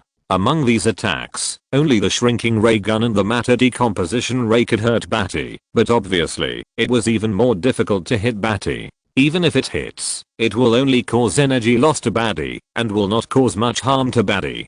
Badi's current physical strength is no longer able to be harmed by these ordinary space weapons. If a Star Destroyer or antimatter annihilation cannon comes, Badi can be injured. Now this Sentinel space base is slightly weaker. Badi's penetrating vision and long distance vision are activated at the same time. He frowns and sees through the mechanical jellyfish. Through layers of mechanical cold metal, his sight reaches the center of the mechanical jellyfish, and sees a green figure with sockets all over his body and full of connecting wires. Bang! Badi does not dodge, and rushes directly to the center of the huge head of the mechanical jellyfish. Countless tentacles block him directly in front of him, and he breaks them off, flashing sparks and breaking them, which makes him feel a little regretful. He wanted to take over this space base in its entirety, but this crazy attack wastes too much energy of this space base. Badi can't stand it. These are his spoils of war. How can he tolerate waste? If we delay any further, it will only consume too much energy of this space base, which is unbearable. Countless beams of light are shooting towards his body, and the shrinking light and matter decomposition light mixed in them are shooting towards Badi and his chest. In an instant, Badi's body suddenly became as small as an ant's flight. This is a strange manifestation. The mechanical jellyfish is already very large, and now the tentacles are even larger. Badi feels that his body is almost proportionally infiltrated by a strange kind of particles from the outside world, shrinking any energy in his body, and affecting his body size. However, the next moment after Badi flew, his body changed from being as small as an ant to its original state in an instant. The shrinking particles were consumed by Badi, and he regained his body shape again, and rushed into the center of the mechanical watertight head. Badi tore the mechanical shell, penetrated the cold metal all the way, and crashed into countless robots. The tentacles chasing behind him surged like crazy snakes, following Badi's figure, directly reaching the center control, in front of the green figure. Data transfer completed. The sentry opened his green eyelids and glanced at Badi without any emotion. Badi was merciless and inserted his finger directly into the sentry's black eye, splashing green blood. From the brain, he took out a chip. The chip was charred, and the circuit spontaneously combusted and emitted a burning smell. The entire mechanical jellyfish tentacles suddenly drooped, and the mechanical jellyfish stopped running, and the tentacles floated weakly in space. Badi was delighted, and hurriedly flew outside the mechanical jellyfish, pushing the entire huge mechanical jellyfish back to the Earth, and harvesting it as his own trophy. In the deep space universe, the distant Milky Way starry sky, the entire planet is a machine, a super mechanical planet made of cold metal. At the center of the mechanical planet, a tall green figure lowered his head, with thick data cables connecting his back and head. Suddenly, Brainiac raised his head and opened his black eyes. The data transmitted over a long distance in time and space aroused his interest in collecting. A Kryptonian, unique and worth collecting. Chapter 267 Victor becomes a gift. Paradise Island. The gray stone white pillars with goddess statues support the tall and wide Amazon palace. There are only a few people in the hall. Antiope, Phillips, and Artemis stand below. Hippolyta, the queen of the Amazon, sits on the throne, her beautiful face solemn, with a lot of worry in her eyes. More surprisingly, there is a man in the Amazon palace. Victor Stone. After fighting for the Green Lantern ring, Hal failed and was controlled by the energy of fear. He was attracted by the Parallax monster in the depths of the starry universe, and flew away from the Earth and disappeared. Diana was defeated in the universe, and captured by Batman as a trophy. Victor Stone still has a connection with Batman and returns to Paradise Island to fight for the power of Paradise Island for their use. We have contacted people with special abilities all over the world, and are ready to infiltrate the Bamulodi group. As long as we enter the Bamulodi group and obtain kryptonite, we still have a great chance of winning. Amazon Queen, in order to avoid the doomsday tragedy in the future and save Diana, we need your help. Victor Stone made a suggestion righteously. They need to save Diana, obtain kryptonite, and fight against Bamulodi. The vast and magnificent hall fell silent. The atmosphere was silent, and you could hear a pin drop. Suddenly, with a bang, Artemis' eyes were filled with anger. She stepped forward, broke through the airwave, and punched Victor in the chest. Victor was not wearing an exoskeleton device now, nor did he combine with the mother box to become a steel skeleton like in the familiar future. As a mortal, he felt as if his chest was hit by a truck. The violent force hit his chest, breaking his sternum immediately, and his heart cavity was compressed. His eyes were dizzy, and a large mouthful of blood came out of his mouth. The blood mist spread in the air, and the whole person was knocked away, and hit the white giant pillar. Ugh, ah. Victor held his lumbar spine in pain. His breathing seemed to be extinguished. His blood was difficult to flow smoothly, and he vomited blood again, bright red. His eyes were dim, and he watched Artemis step forward solemnly. Enough. From the beginning, you were liars, using visions about the future and familiarity with Diana's habits and past to deceive her to leave Paradise Island and go against Bamulodi. Now you still want to use Paradise Island and the Amazons to pay for the funeral to deal with the evil you are talking about? Artemis' eyes were angry, her clenched fists turned white, and she gritted her teeth and growled angrily. I didn't lie to you. Victor etched his throat and spoke with difficulty. His vision was dim, watching Artemis walk towards him angrily like a god of war, her iron boots clanging on the floor of the hall, making an angry sound of steel. No, we have checked everything about Bamulodi. You said everything about Bamulodi's tyranny, cruelty, and brutality, but what about this? The country he controls, the people are happy and healthy, there are rules and strict discipline, the social order is in place, and the crime rate is the lowest. The desertification in the Middle East was solved because of his strong support for the Oasis problem. Terrorists are rampant, and it was he who sheltered civilians. When the war breaks out, it was also him who could protect the most ordinary people. He solved most of the civilian safety issues in the famine-stricken tribes in Africa. Gotham in the United States, the capital of sin for hundreds of years, has become the city with the lowest crime rate in recent years. The charitable welfare organization he founded has saved tens of millions of refugees and orphans. This is what you call the misery of ordinary people. Artemis's fury did not stop at all. Her iron boots stomped on the ground, and she stepped in front of Victor step by step, looking down at him angrily from above. In the 10 years, changed by the Flash, Badi did not crush New Guinea Island with one foot. Badi's image, except in the eyes of governments and these superheroes, is an outright tyrant, an ambitious man, and a demon who plots against the earth. In the eyes of ordinary people, Badi is actually the world's greatest philanthropist, doing all good things for civilians, saving more people in disasters than anyone else, and even leading the progress of the times. He can be said to be a great man of this era. And you deceived us. He is a tyrant, an evil person, causing Paradise Island to be hostile to him. Diana fell and became a captive, and her life and death are unknown.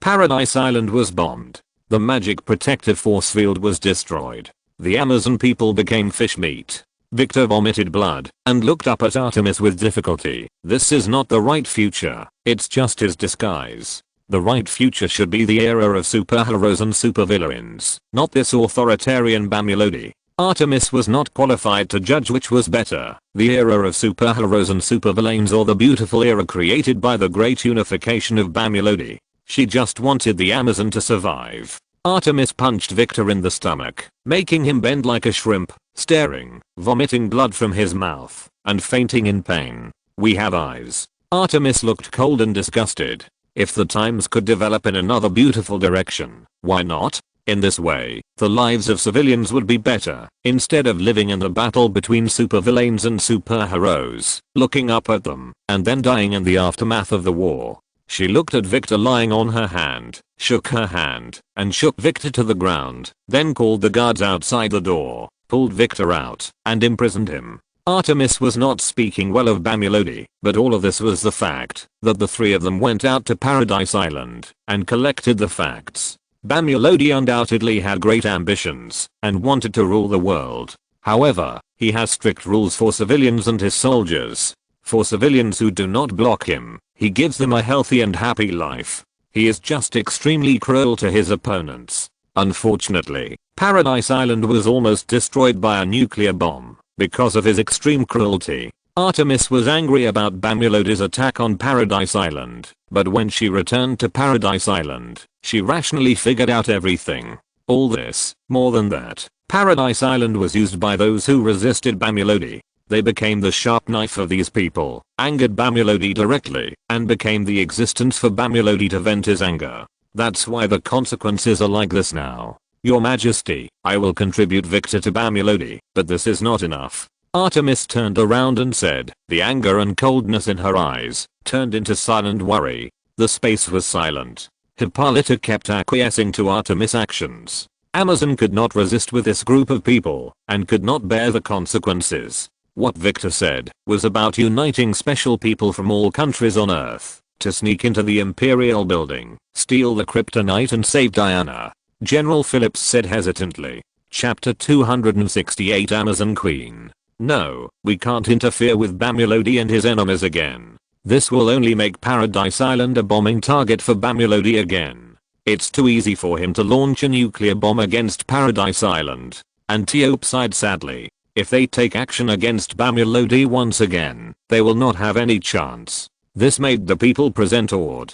The shadow of the nuclear bomb still loomed over their heads, making them fearful and terrified. Almost, if the three had not knelt in time, the nuclear bomb would have really destroyed Paradise Island. Whether in terms of personal force or technological strength, Paradise Island has no way to compete with Bamulodi, and now it is being used and targeted to the extreme by humans. For the rest of the Amazon tribe, there is no way not to surrender. Antiope had already told the Amazon Queen Hippolyta about surrendering the night before he returned. Hippolyta is her sister. As the Queen of Amazon, she can better understand how much self-esteem Antiope needs to humiliate when she kneels down, and how clear the choice is. For a moment, the hall was silent again. How can the tribesmen give up their faith and chase after Bamulodi? Artemis was silent. The Amazons in general are extremely stubborn. They will not appreciate all the sacrifices these Amazon upper class people have made for them, the dignity of kneeling down, and the self-esteem they have thrown away, just to protect them. They will only think that these upper class people are cowardly, have no determination to die, and have given up their faith in the gods, and lived their lives. Amazons are not afraid of death, and are willing to perish with their enemies with a passionate will. But it is meaningless. Dying under a nuclear bomb is really meaningless and extremely sad. Hippolyta sat on the throne, flashing a thoughtful look. She is the most wise monarch in the entire Amazon. After the gods had abandoned them for thousands of years, she ruled the Amazon tribe and lived on Paradise Island. General Phillips, prepare to fight against Atlantis. Tell Bamulodi that we surrender and are willing to become his warriors to fight for Atlantis. Demise everything as a conspiracy of Atlantis, divert the attention of ordinary tribesmen, and spread the word among ordinary tribesmen that His Majesty Bamulodi is helping us to fight against Atlantis. Phillips, Antiope, and Artemis under the throne had their eyes lit up. By diverting the contradiction in this way, we can directly avoid confronting Bamulodi. The anger of ordinary tribesmen will not be on Bamulodi, but all the anger will be attributed to Atlantis. This can basically prevent the tribesmen from transferring their hatred to Bamulodi because of the nuclear bomb explosion. At the same time, it can also avoid a large number of casualties caused by the protests of too many Amazon tribesmen who surrendered to Bamulodi and were dissatisfied. As long as they design several dangerous events in the process of fighting Atlantis, let the Bamulodi army save the Amazon several times, experience the war together, build friendship, and gradually be ruled by Bamulodi, they will have less resistance and the least sacrifice. Hippolyta looked tired and sighed deeply. Antiope, from today on, gradually spread the word that the Olympian gods have abandoned us. Let them gradually accept Bamulodi's faith. In the War of Atlantis, gradually erect his statue. As a queen, I can only protect my people in this way. Hippolyta looked bitter, and a tear oozed from her eyes. If the gods had not abandoned them, then Hippolyta would be willing to fight Bamulodi to the death with the glory of the gods. However, only she knew. The Olympian gods really gave up on them, and they, the Amazons, were just surviving on Paradise Island. And she was just a plaything of Zeus.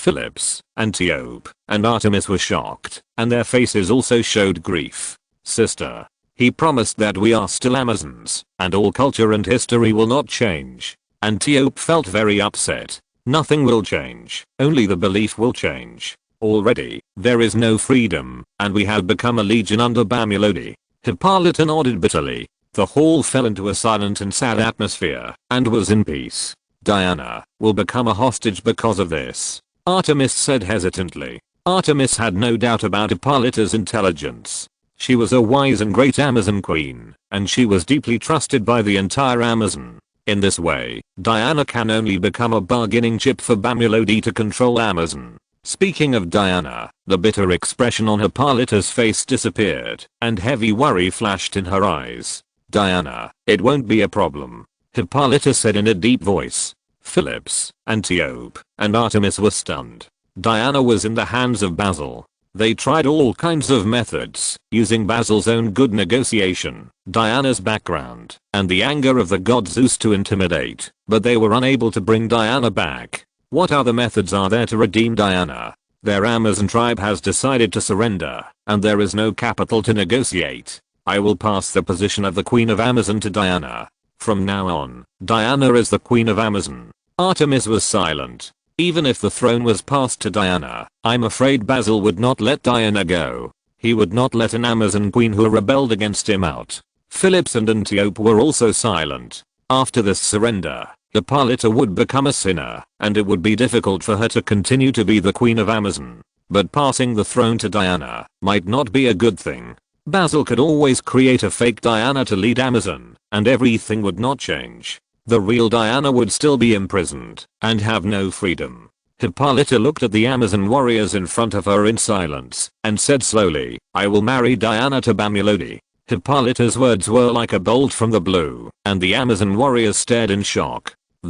In this way, Bamulodi, as the queen's husband, has the excuse of directly intervening in the entire Amazon affairs and military affairs. By gradually eroding He can completely digest the Amazon and make it his army. Phillips, Antiope, and Artemis were so shocked that they could not speak. In this way, the Amazon was really packed and sent to Bamulodi. Similarly, by tying Diana and Bamulodi together, Diana would not have to be completely imprisoned by Bamulodi and cut her flesh and bleed her for a search so that she could see the sun. Antiope moved his lips and wanted to refute, but in the end he just moved his lips and did not speak.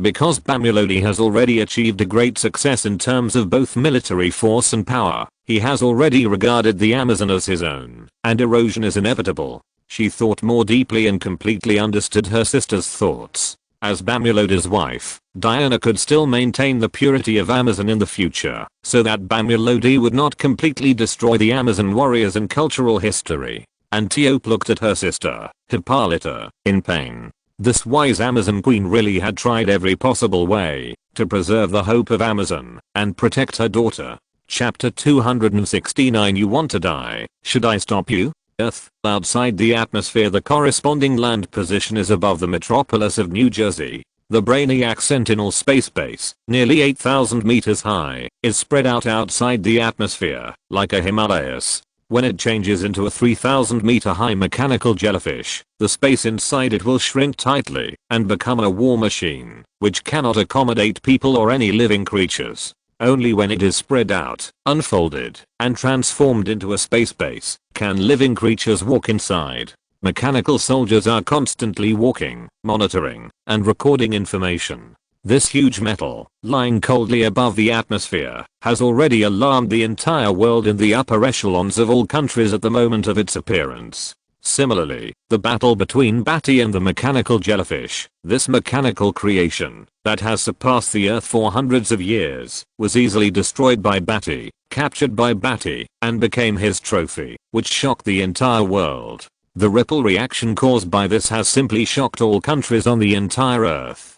Damn it. He's getting stronger again. Whether it's technology or power, what can we use to resist? The Alliance must act immediately. We must grasp his weakness. We must destroy him. Attack the Bamulodi group and seize the Kryptonite. Right now. Act now. On the ground, in Nevada, a secret, dark underground base, presidents, kings, and chairmen from nearly 40 countries with teams of people with special abilities from all over the Earth shouted angrily without manners through encrypted channels. In addition, the teams representing the special abilities of each country sat here in silence or restlessly. The scene was filled with an uneasy atmosphere. Badi's actions, whether it was bombing Paradise Island with nuclear bombs, or dealing with Brainiac Sentinels, and obtaining space bases, caused a huge uproar on the surface, making all the countries on the surface terrified. Calm down, now is not the best time.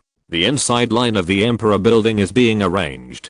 Death Bell sat at the main seat of the round table. His face was cold and calm. In front of him was a projection of the Emperor building, which was on the surface. They knew the important passages of the Emperor building. The Emperor building was extremely wide and tall, more than 2,000 meters high. In addition to the pyramid-like structure below, the towering space was enough to accommodate 350,000 ordinary people working inside. Not to mention the underground research room, underground biological room, underground mechanical research room, various submarine mechanical creations that lead directly to the seabed, and the modified Kryptonite spacecraft that became the current amphibious space carrier. This is the foundation for dominating the metropolis and the world, and a thorn in the heart of the United States. Snap. An Arab wearing a white gauze dress, wearing Saudi-style clothes, and exposing half of his black and strong chest skin. He is 2 meters tall, extremely strong, and has a strength that exceeds that of ordinary people by dozens of times. He is a representative of superpowers in a country in the Middle East. How long do we have to wait? My country, Shatu, has been controlled by a general who surrendered to Emperor Bamulo, and the royal family has fallen. Damn it. He is targeting the poor, revising the laws, and disregarding the dignity of the royal family. In a few months, the royal family will be overthrown by the damn poor, and Shatu will become his hegemony. He angrily slapped his palm on the dark red hardwood composite round table, leaving a handprint on the round table. Cracks spread, the tablet top shook, and the water in everyone's tablet top water cups rippled. Prince Tita from the Chateau royal family had blue veins on his dark skin, and he was breathing heavily and roaring angrily. Candado has suffered the same dilemma. Bamulodi supports the poor as representatives, and is fighting against the upper class of nobles. Our country has been nearly half destroyed. The British royal family has been controlled by the vice president, the army is controlled, and all government affairs of the cabinet have to be issued through Bamulodi's hands. The top leaders of Japan are all dead, and now they are just transformed by Bamulodi's men wearing projection face-changing devices. A war broke out in Russia, and more than half of the animal gene warriors were killed by Kryptonian warriors. We can only rely on this action. South Korea is gone. We want revenge. A general in Germany raised the flag of rebellion, and the generals were slaughtered. The newly born Paradise Island has suffered a nuclear bomb attack by Bamulodi. This mysterious ancient country has been difficult to survive in his hands. The East. Australia. The world is swaying in the wind and rain, and we can't wait for the opportunity. The death knell's one-eyed man silently scanned everyone at the round table. There was Zatara, a magician from the UK, a female knight in a telekinetic knight's armor, a powerful muscle-enhanced human from Saudi Arabia, the representatives of the 10 heroes from the East, the Iron General with a body of steel, Dr. Light from Japan, the geological fighter who controlled gravity in Eastern Europe, and so on. These were all the most secret weapons of each country. Originally, they would become a threat to each country on this earth, a force that threatened the outside world. Now, they had to carry out the most life-threatening mission. Infiltrate the Emperor's building, steal kryptonite, deal with Bamulodi, save their country from danger, and save the future of the earth. Under the incandescent light, the death knell's one-eyed man scanned every angry, calm, or impatient special person one by one. Almost every country of a special person had been eaten away by Bamulodi. Some were being changed by Bamulodi, some had the entire upper class of the country disappear and were replaced by Bamulodi, and some had been completely controlled by Bamulodi and became avengers without a country. This group of people will be the last fight of their country. You want to die, should I stop you? Deathstroke said this silently in his heart, but his face was stern. His one eye exuded a fierce cold light. He looked around at everyone and said, "Time will not be long, just within these 2 days." Next, Deathstroke assigned various tasks. Basically, the strengths and weaknesses of each ability were continuously assigned to different places one by one, with a series of excuses such as various covers, penetration, theft, etc. In order to steal kryptonite, they were assigned one by one to the dead end that had been prepared in the Emperor building. During the process, they would naturally be diverted one by one and let them die without a sound. In Badi's artificial intelligence error database, Deathstroke has already sent all the ability analysis of people with special abilities in various countries to Badi. There are some strange and powerful abilities that Deathstroke cannot see and estimate. After watching, Badi can compare them one by one from the comics. As for those who really have no impression, they are also more fully prepared, from the physical level to the weird magic, so that they can enjoy the feeling of despair one by one. This wave is the rhythm of the whole group being wiped out. Chapter 270, Space Base. Outside the atmosphere, there is a space base. The cold metal space base is uninhabited. The mechanical soldiers are flashing with bright red light. They are flying in this space base and starting to repair and set up Earth fortresses to monitor the Earth and protect the Earth. The space base will be the first line of defense for alien invasion of the Earth. Badi is wearing a white windbreaker and his eyes are deep. He looks into the depths of the universe, as if he can see through the deep space of the universe and beyond light years. In the universe, a huge black Kryptonian spaceship is traveling at superluminal speed and is coming to occupy this planet that belongs to him. Zod's ambition is to turn this planet into a new Krypton. The mechanical soldiers are constantly floating and flying, busy building this first line of defense, setting up huge particle stream beam cannons, manufacturing star destroyers, anti-matter nirvana cannons, solar positron cannons, negative particle decomposition star cannons, and combining them with the protective force field formed by the surface magic array base. In the end, this space base was not able to become a 3,000-meter high Gundam mecha as Badi was interested in. The original combat form is the appearance of a mechanical jellyfish. If it is changed, the mechanical overlap assembly and the change of various mechanical particles will cause loss and waste, weakening the power of this space base, which is not worth the loss. The green-skinned sentinel with headphone jacks all over her body, with black eyes flashing with data of arc circuit sliding, came behind Badi. Master, the cold and beautiful Hera has successfully detected the magic protection force field laid by Zeus on Paradise Island, and restored the force field. The many magic books uploaded by Amazon have been improved for the Earth array base. The Brainiac Sentinel, the central system has been destroyed by Badi, and Hera has moved in and used this super hardware body to make Hera's computing power reach a perverted level again. Every proton in this body is a supercomputer, and the body with 40 trillion cell protons, the combined super hardware will be able to calculate genetic talents from the genetic level, and even calculate the talents and future of creatures to a certain extent from the superluminal particle flow. It can be said that this is an extremely powerful body, a body that belongs exclusively to artificial intelligence. It is a waste to control this body with an emotionless sentinel program. Only an artificial intelligence with emotions, like Hera, can fully exert the effectiveness of this body. I believe that even in Brainiac's hands, this sentinel will be his top product, and it may even be a body made according to his own cosmic level intelligent technology. Badi responded lightly and said casually, change this body. This supercomputer body is full of densely packed sockets and green skin. It makes people's scalps numb and looks extremely bad. Badi does not have intensive phobia, but he will not like to see such a body. Yes, master, I'm ready to adjust the body. The body is guaranteed to satisfy the master and love it without hesitation. Hera said solemnly. That's not what I mean. Badi said lightly. He knew that in fact, Hera, the artificial intelligence, has always been very concerned about his sex life and prepared various Hera-type sex bodies for him. But Badi had never used any of them in the past. I understand. I will strengthen the thick wall of my lower body so that it can withstand the continuous impact of supersonic liquid. Master, don't worry. Hera nodded firmly, completely understanding, knowing.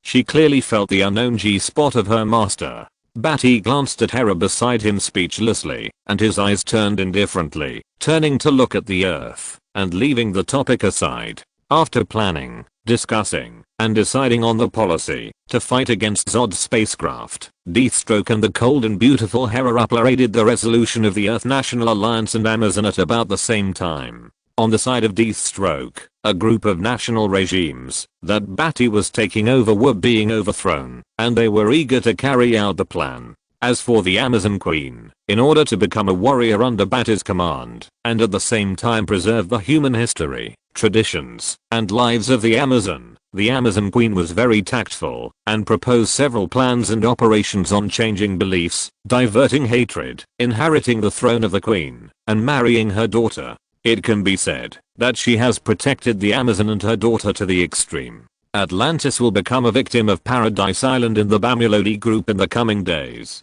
Hippolyta's political trick is indeed very clever. Marry my daughter. Badi looked strange, and in an instant he almost understood Hippolyta's little thoughts. At the same time, he could keep the original status of the Amazons, and also become Badi's soldiers, and be controlled by Badi. Moreover, because Diana is Badi's wife, both Amazons and Diana will have a certain degree of safety. Did you make this decision because you thought you would keep Diana imprisoned and threaten her with Diana? The complex situation and beliefs of the Amazon warriors made this basically the best result, and it was also the ultimate that Hippolyta could do.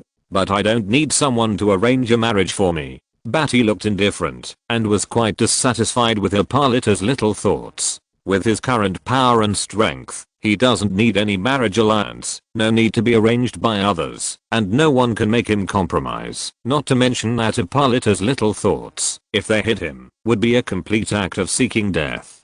He didn't intend to keep Diana as a research subject. Badi still cherished this kind of combat power. After all, Diana can lead the Amazon team and become a combat force under his command. As for becoming his wife, then get out.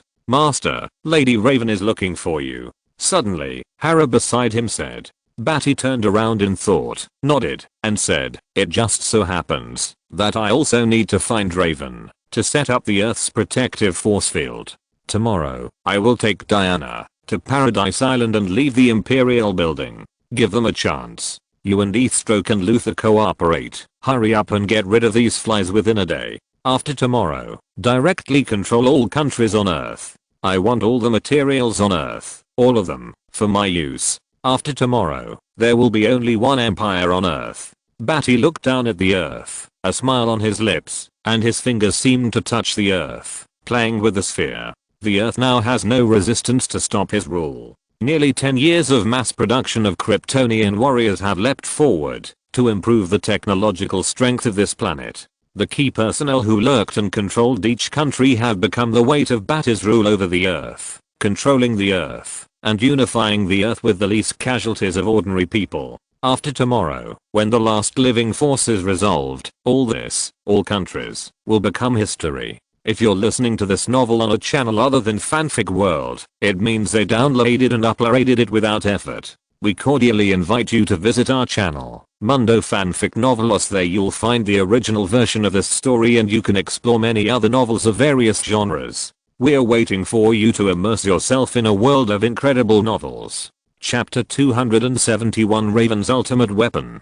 Before the storm comes, it is always peaceful. The sun shines gently on the Earth, like a soft hand caressing your face. The breeze blows gently, and the lakeside ripples. The Emperor building is like a golden koi leaping upwards, and the glass curtain wall spreads its scales like breathing. From the sky, a scorching red figure came. The white figure in the sky is like a meteorite falling from the sky, rubbing out a fierce flame, and when the extremely fast flame falls to the top of the Emperor building, it stops suddenly. The fiery red breath burns hotly, twisting the air and reflecting Badi's figure like a god descending. Badi glanced indifferently and saw the end of the metropolis. From the edge of the suicide slum to the Emperor building under his feet, the continuous high-rise buildings are simply rising and falling. Staggered, there was a slight sigh in his heart for the past 10 years, and scenes flashed through his mind. He smiled faintly, and at the top of the Emperor building, the tallest building in the world, representing the highest point of his supreme status, he looked down.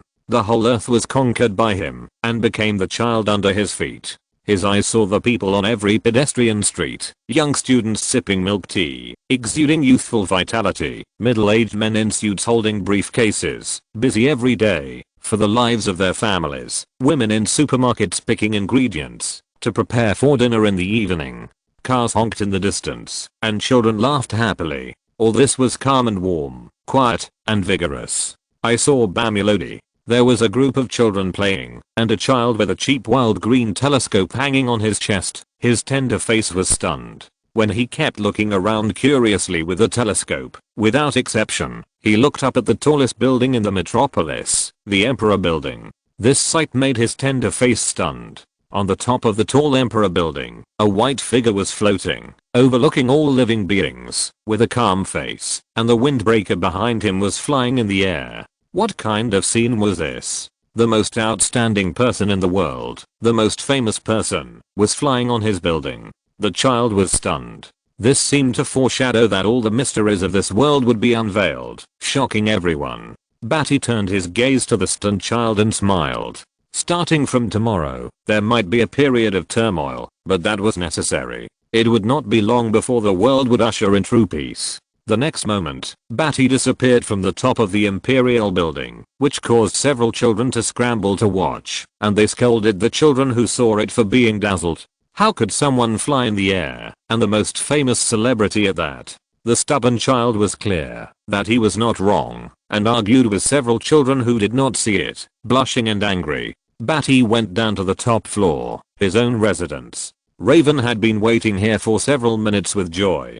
The black combat boots with distinct metal layers stomped on the ground, and the dark battle skirt was wrinkled, making the extremely metallic battle skirt dark, strange, and mysterious. After 10 years, she has matured. Raven's black and white eyes saw Badi falling from the sky, and she rushed into his chest with her combat boots, sniffing his breath. Badi took Raven's arm, and sat heavily on the sofa, letting Raven sit on his lap. Badi was like holding a little girl at this moment, with his chin on Raven's head, sniffing the fragrance of Raven's black hair. feeling relaxed, with a smile on his lips. "Aren't you going to study my ultimate weapon?" The so-called ultimate weapon is that when Badi designed the battle suit for Raven, Raven was moved and swore to create a supreme weapon for Badi that could easily split the stars. At the same time, she was also afraid that the enemies Badi faced were getting stronger and stronger, and she was worried that Badi would be lost from her one day.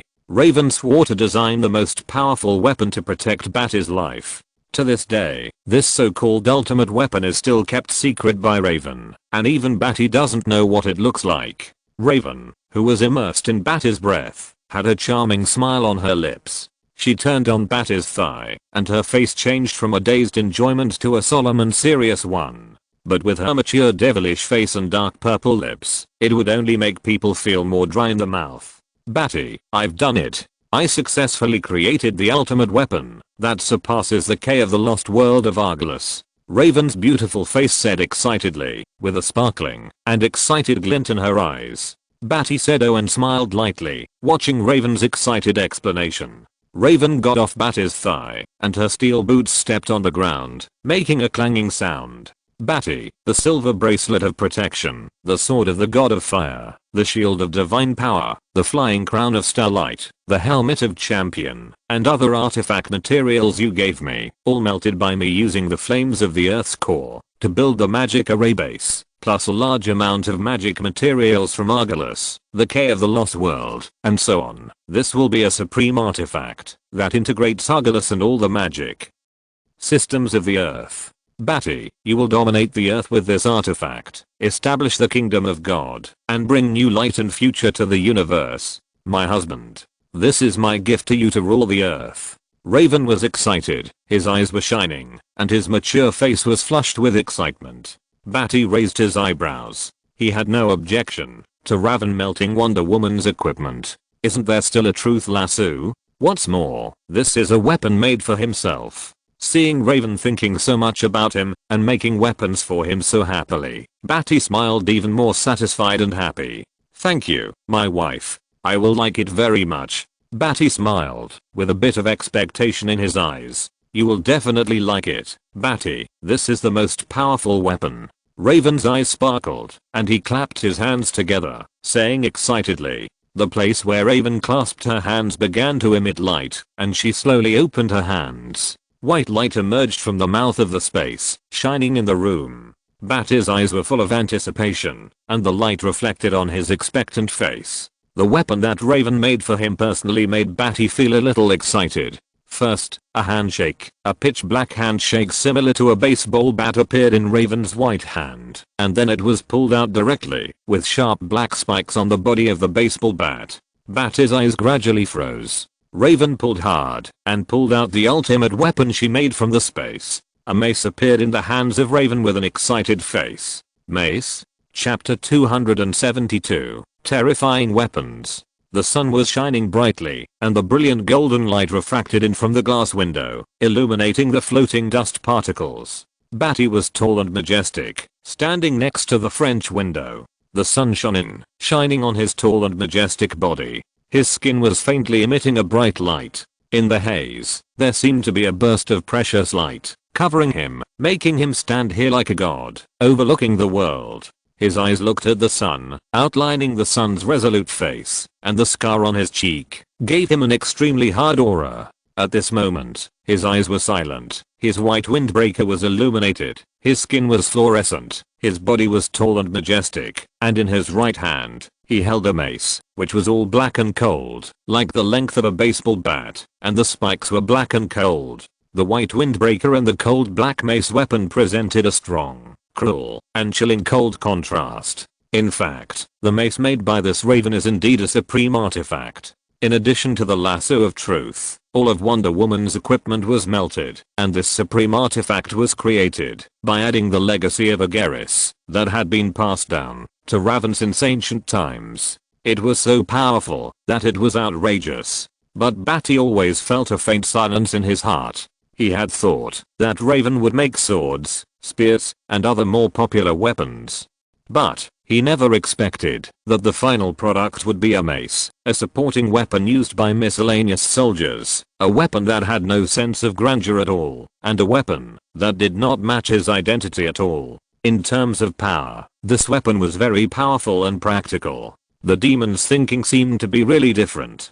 Just now, when Badi saw this mace, he was even petrified. Thinking of his own magic body, it was a body that was even more muscular than the Hulk, with a huge and muscular upper body and short and thick legs. Fighting with this mace made Badi feel like a giant dwarf, holding a mace and howling. Or like Mondo in League of Legends, holding a mace, spinning around his head, and yelling wow, Badi thinks you are all idiots. This kind of look feels a bit weird.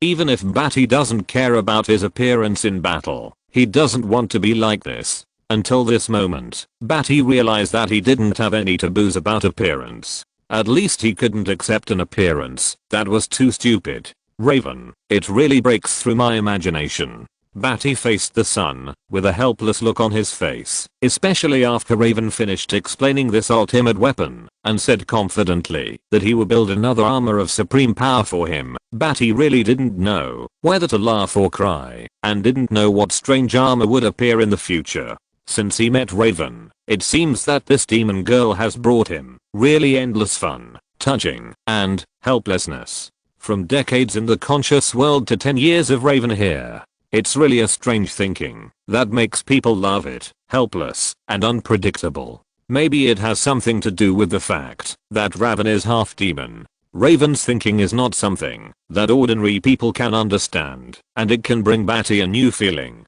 But all this is nothing.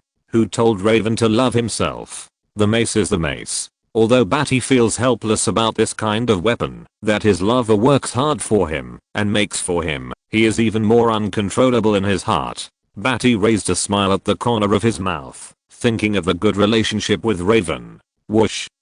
Badi swung the mace in the air, his arm creating an illusion. A hurricane tore out from the blurry mace in an instant, surging wildly, spinning wildly in the room. Lighter glasses and decorations fell to the ground and shattered. The sofa began to shake and was about to be lifted up. After swinging for 2 seconds, Badi stopped. He couldn't keep trying. The room was already in a mess. The heavier sofa flew halfway up and fell heavily again, shaking the ground slightly. A lot of the decorations were damaged. Raven and Pamela would probably have to clean up the house again. It's pretty easy. Badi raised his eyebrows. His eyes were surprised, and he unexpectedly felt that this mace was really easy to use, and it fit every angle of his hand, the contour of his palm, etc. It was very easy to use. Maybe it was really the most suitable weapon for him. Raven had put in more than 100,000 efforts to make it for himself. The mace itself was hard enough and was made of various materials that had been used by Argolis for more than 100,000 years. Even with Badi's current strength, it was difficult to destroy it. You know, Badi now is actually a monster who can throw the earth as a bowling ball. He couldn't even move this mace. It can only be said that Argolos's magic refining system is really powerful to the top, and Raven is really powerful to the extreme. Not only that, on the mace, each black spike with a deep chill contains several kinds of super magic. Added together, this mace has more than 3,000 kinds of magic in it. It is completely a magic wand engraved with many kinds of magic, but this magic wand is in the shape of a mace. Not only that, this mace also has 2 other modes of weapon changes, including the mace itself. There are actually 3 weapon forms. Tyrannical mace, judgment hammer, the evil double-edged axe. All of them are extremely powerful, and they are weapons that are too manly. In comparison, swords, spears, and guns are really like women compared to these extremely powerful weapon modes. Each weapon form has an extremely strong characteristic.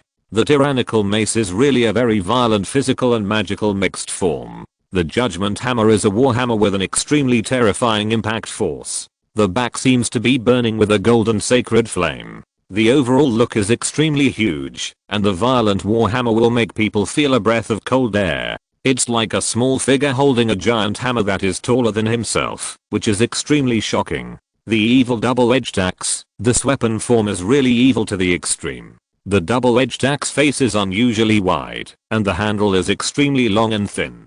Badi holds it comfortably with both hands. The double-edged axe face is swelling with an extremely evil demonic dark red aura, sharp enough to split atoms, and exudes an evil aura that is enough to destroy people's minds. After testing each form, each one is extremely suitable and has no obstacles. It is a weapon form that can be used by Badi conveniently. In an instant, Badi changed his mind. Under the sunlight, Badi suddenly grinned. His eyes flashed a cruel, tyrannical, and cold-blooded smile. A white tall figure, holding a tyrannical mace that suits him so well, completely provoking the desire to kill in his heart. At this moment, Badi had a desire to use the mace to beat all the enemies to death fiercely and madly, let all the enemies bleed under the spikes of the mace, tear the enemy's body, and burst the enemy's brain.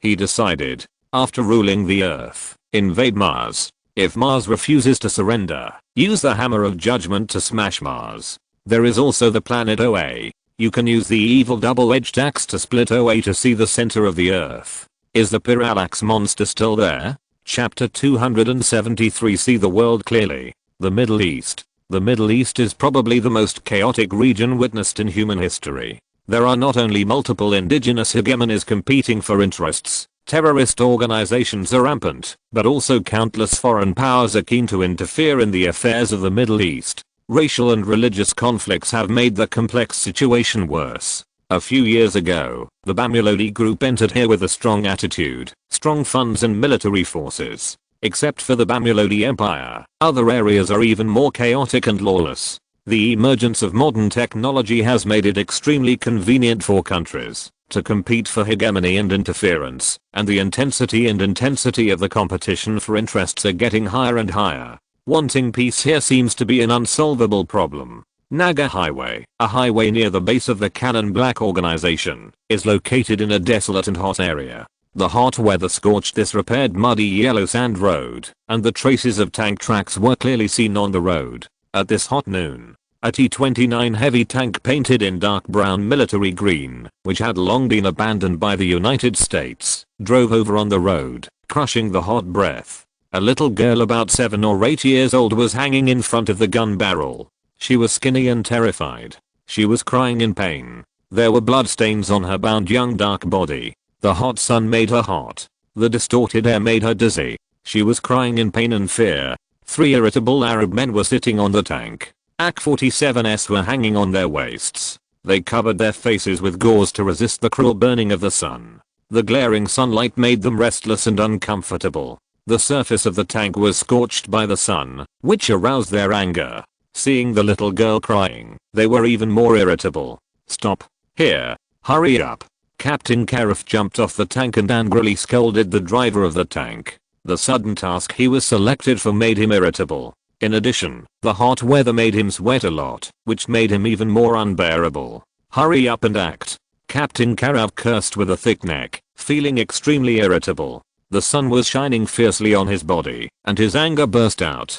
Several men began to act quickly. Set up the DV camera, untie the crying and terrified little girl from the gun barrel, and put her on the path that the tank tracks must pass. The girl's eyes were terrified and her crying became louder. Along with the little girl's crying, Captain Karif adjusted the angle of the DV camera so that the picture could clearly see the little girl's terrified crying, and on the other side he could see his fierce appearance. "Cannon, your resistance will make your people more miserable." Captain Karif showed a fierce look in front of the camera, holding an AK-47 and shooting into the sky, as if venting all his anger and irritability. He turned around and said cruelly, "Start." Cannon is a newly formed organization country that is fighting against them. They need to show the cruelty of the organization and let them see the consequences of provoking themselves and others. This little girl was just someone that Cannon had randomly captured to show their terror and their unwillingness to accept provocation. The tank tracks began to move forward slowly. The girl under the tracks squirmed in fear, pushing out the yellow sand with difficulty, but she did not leave the range of the tracks, because the experienced organizers took a stone of medium size to support the range that she could leave. Under the scorching sun, the temperature distorted the air. The sound of the tank tracks moving forward was slow, but with destructive fear, crushing the weak in the whole world. The little girl cried out in despair and fear. Captain Carav and their team members looked at all this cruelly.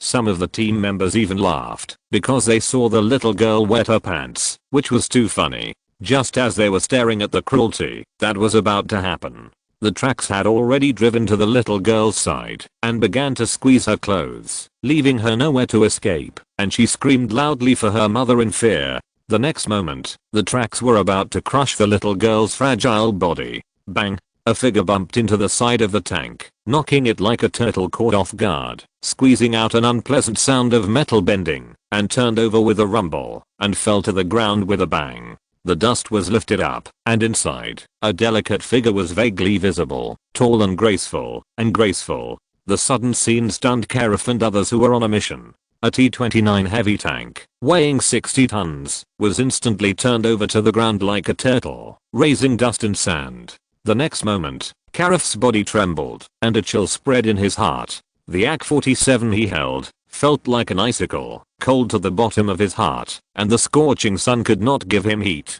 This familiar rhythm and extremely powerful force brought him extreme chill. They seemed not to have offended the Bamilo Empire. Karif thought with a cold heart and a stiff neck. The delicate figure in the dust walked through the dust. Diana had a bright and healthy complexion, an office juice suit, a white shirt that set off her magnificence, and a dress with a slit on her thigh. As she walked, the exposed thigh skin exuded beautiful elasticity and fitness in the sun. She was unique, like a secretary, with her hair tied up, and stepped out of the battlefield dust, as if she had traveled through time and space, walked to the little girl who was sobbing in fear that she couldn't make a sound, picked her up, and hugged the little girl with regret to comfort her. Pa, pa, pa, pa, pa. A white figure, from far to near, walked over in the sun, as if from the vast ancient times. The turbid wilderness walked into the world and came to the front. Along with the white figure came applause and praise. Diana felt pity and hugged the skinny little girl. Her white shirt was stained black. She kept comforting her with her hands and stroked her tangled, greasy hair. Bamilodi, what on earth do you want to do? After the sobbing of the little girl who had escaped the disaster in her arms calmed down, Diana's face was angry, and her beautiful eyes glared at Badi, who was clapping his hands and showing admiration. Badi stopped clapping his hands and glanced at Diana's current appearance with admiration. The look was excellent. Don't get me wrong, I'm clapping my hands not to admire your current uniform temptation, the torn skirt and exposed legs, showing a strong sense of beauty. Instead, I admire your act of saving this little girl, which makes me admire you involuntarily. It's really expected. It's really easy to guess your heart. Badi chuckled and sighed. He flicked his sleeves lightly, and a little dust flew in the air. There was no surprise. Diana endured for a long time, and in the midst of her anger and suspicion of her various conspiracies, she saved the little girl at the last moment. It was really a simple thing. Badi sighed softly. What do you want to do? Diana's eyes were filled with more anger. She couldn't help but clench her fists, tightening her beautiful skin. She glared at Badi with gritted teeth and growled in her throat. At this moment, she really wanted to kill this Bamilodi. After defeating herself, Diana had been studied in the underground laboratory. She had her blood drawn from time to time. Facing various high-tech tests, she was almost disemboweled, and her internal organs were almost dug out for a search. Such a defeat and such an end were extremely miserable. If it weren't for Hippolyta's plans, which made Badi feel that Diana's value lay in becoming the leader of the Amazons and that leading troops to fight was more profitable than being a research subject, Diana would have been studied by digging out her heart and liver. In order to make Diana a general under his command, it was necessary to change her mentality, so Badi brought her to see the sufferings of the world. Badi glanced at Diana, who was showing infinite spring light. Her thighs were showing through the cracks, and her skin was extremely healthy and beautiful. This secretary outfit was Hera's masterpiece, but it was torn apart just after arriving at the destination, which was quite a waste. But Badi was still quite satisfied. Diana's skin was healthy, energetic, and elastic, which was very nice to watch. I remind you again, don't get me wrong, this scene was not designed by me. This world is suffering, and things are happening every moment. Badi said calmly. and I will take you to see clearly that this world cannot be saved by you heroes. Chapter 274 Playing with Others. Is this your world? You brought me to the Middle East and watched this little girl die under the tracks of a tank. Do you want me to remain indifferent? Do you want me to become a cold-blooded machine and serve you? Diana sneered.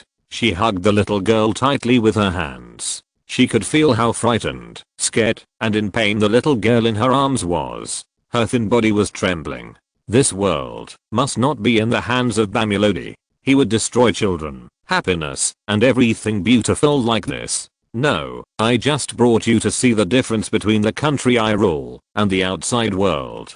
Bamulodi said indifferently. The first impression of a person is very important. And Diana's first impression has been infiltrated into her mind by Batman and others as a brutal tyrant. In addition, Diana became Bamulodi's prisoner of war and was taken directly to the Research Institute for Bleeding and Research. She was almost disemboweled and wanted to slice her. How could she still have a good impression? Prisoners of war were not treated like this.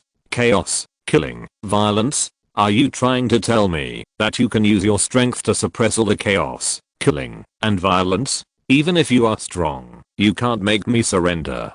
Diana stroked the little girl with her palm. The little girl's hair was tangled and stuck together. She felt sticky and uncomfortable when she touched it. Diana's heart ached, and her slender hands kept stroking the little girl to give her a sense of security. Her arms may not be big, but it is still possible to protect her from a few humans. Badi laughed dumbly. It turned out that Diana thought he was a tyrant who only used brute force, forced rule, brutal suppression, and autocratic dictatorship. If he was that kind of person, then the world would have started a war a few years ago, and it would not be so stable to prepare for the transition to his rule until now. Although the national power in the world has been handed over to Badi, the casualties of ordinary people are much less than those in World War II. This is a planet. The number of coups, rule, and deaths among 7.1 billion people in the world is less than that of World War II. This is already a very magical and miraculous thing. Of course, there is also the preparation of Badi for 10 years, so that countries cannot resist, unless ordinary people are stubborn and go against Badi. Otherwise, the Bamulodi group, which has always kept strict records, will not harm these poor people at the bottom. But, from another perspective, the rebels who are beginning to sneak into the Imperial building will be killed.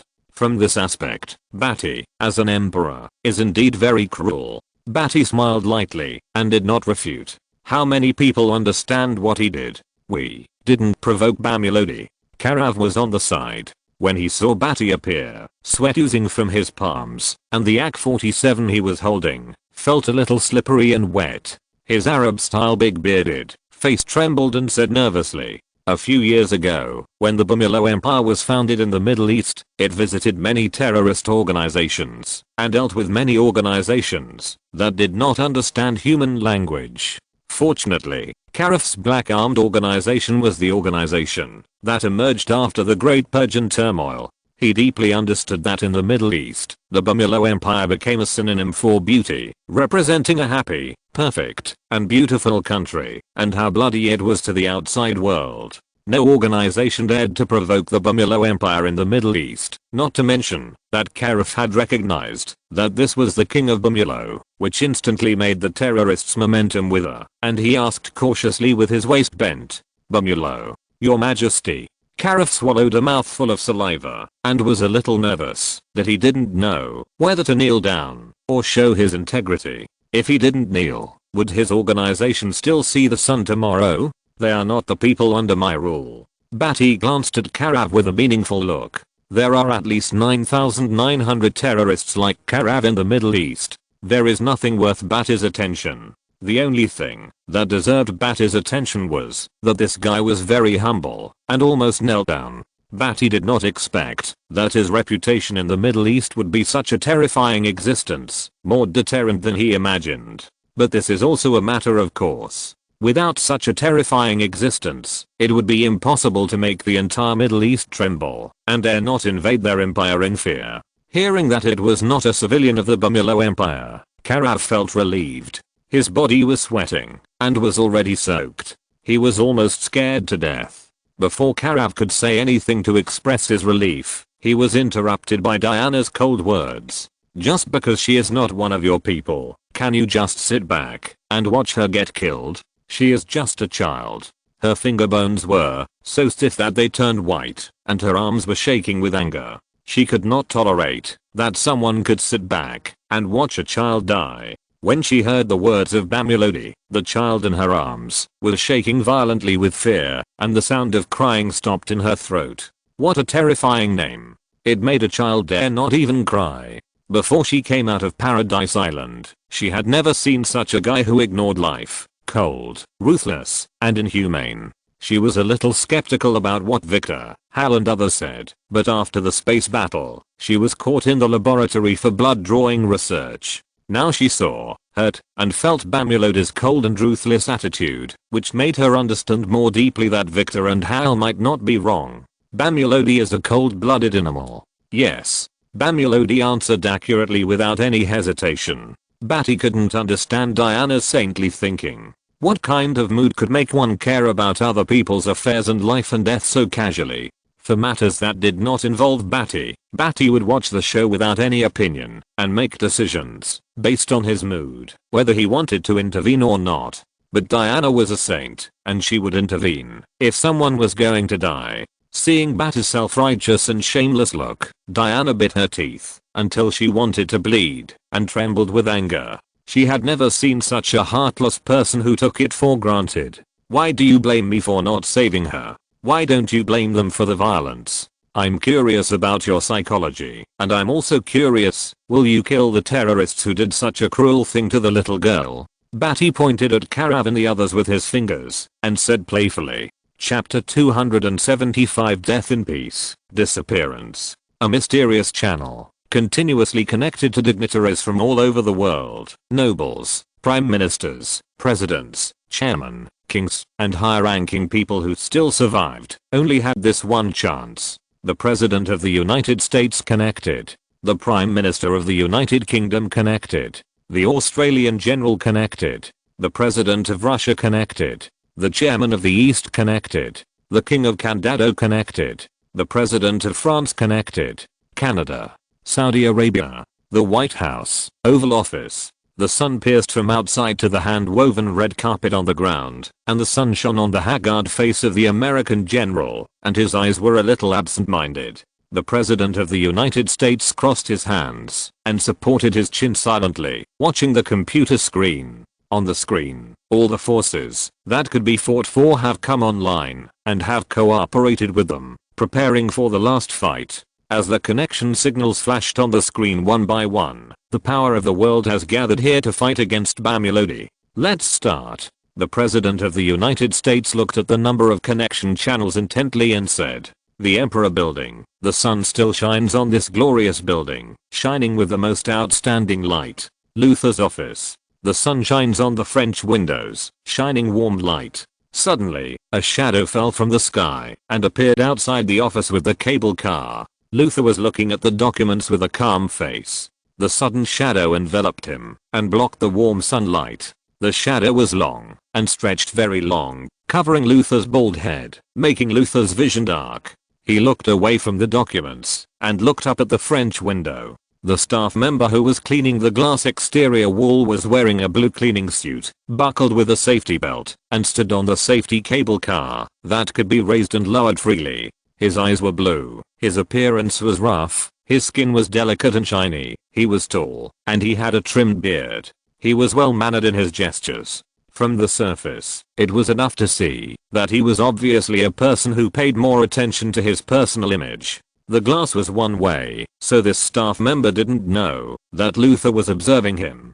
Luther had a calm face, leaning on the office chair, looking at the cleaner, who was cleaning the glass exterior wall with a rough technique, scattered eyes, and absent-mindedness. Luther looked at it for a while, folded his hands around the document he was reading, threw it on the desk, pulled out the drawer, took out a Cuban cigar from the cigar box, and put it in his suit pocket. He stood up, pushed the office chair behind him away with his knees, patted his white suit with both hands, adjusted it, walked out of the office calmly. He had a memory of every cleaner in the Emperor Building. In his memory, there was no such man in front of him, and no one who cleaned in such a rough way. Obviously, this man did not know how to clean. The trimmed beard and hair roots, the elastic and shiny skin, all showed that this person, who was pampered, had never cleaned. This was very interesting. Luther's expression did not change. He took the elevator and went straight down to the first floor, walking towards the remote back door on the side of the Emperor building, the safety passage, a door that few people would pass by.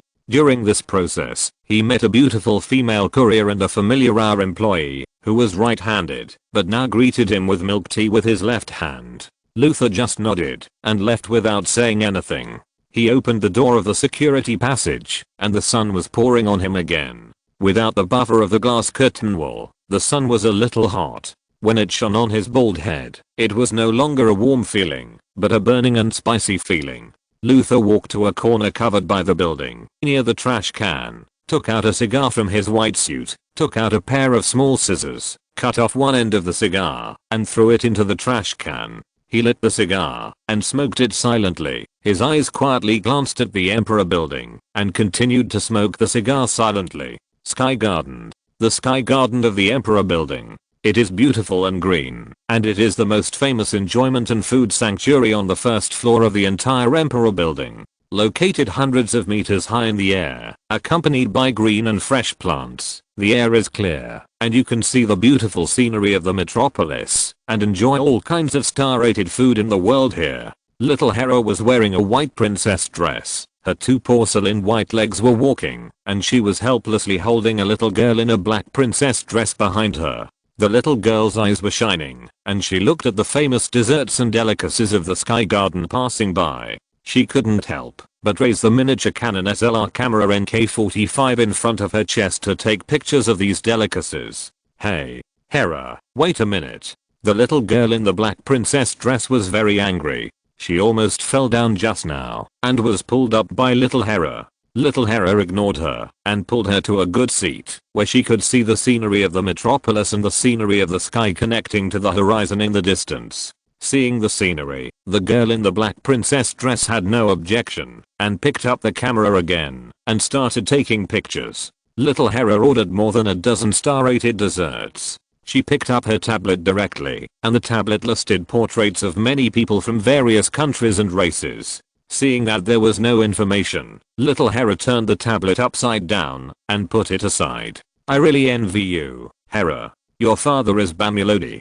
The little girl in the black princess dress said with admiration. The parent of little Hera's school is Bamulodi. Not bad. Old Bamulodi is nothing special, except that he loves his family, is rich, domineering, handsome, kind, sincere, cute, knowledgeable, well-informed, talented, well-read, well-educated, both civil and military, has great strategies, extraordinary conversation, outstanding, superb, or inspiring, tenacious, far-sighted, perceptive, wise, and decisive, unparalleled. Little Hera counted 172 idioms in a row without any care, which shocked the little girl in front of her so much that her mouth was shaped into an O. The little girl with an O-shaped mouth realized that it was little Hera who teased her when the dessert was served. Your father is not bad either. He is a general. I saw him on TV yesterday. Little Hera nodded and praised. In her heart, he is indeed good, and obedient people are indeed good.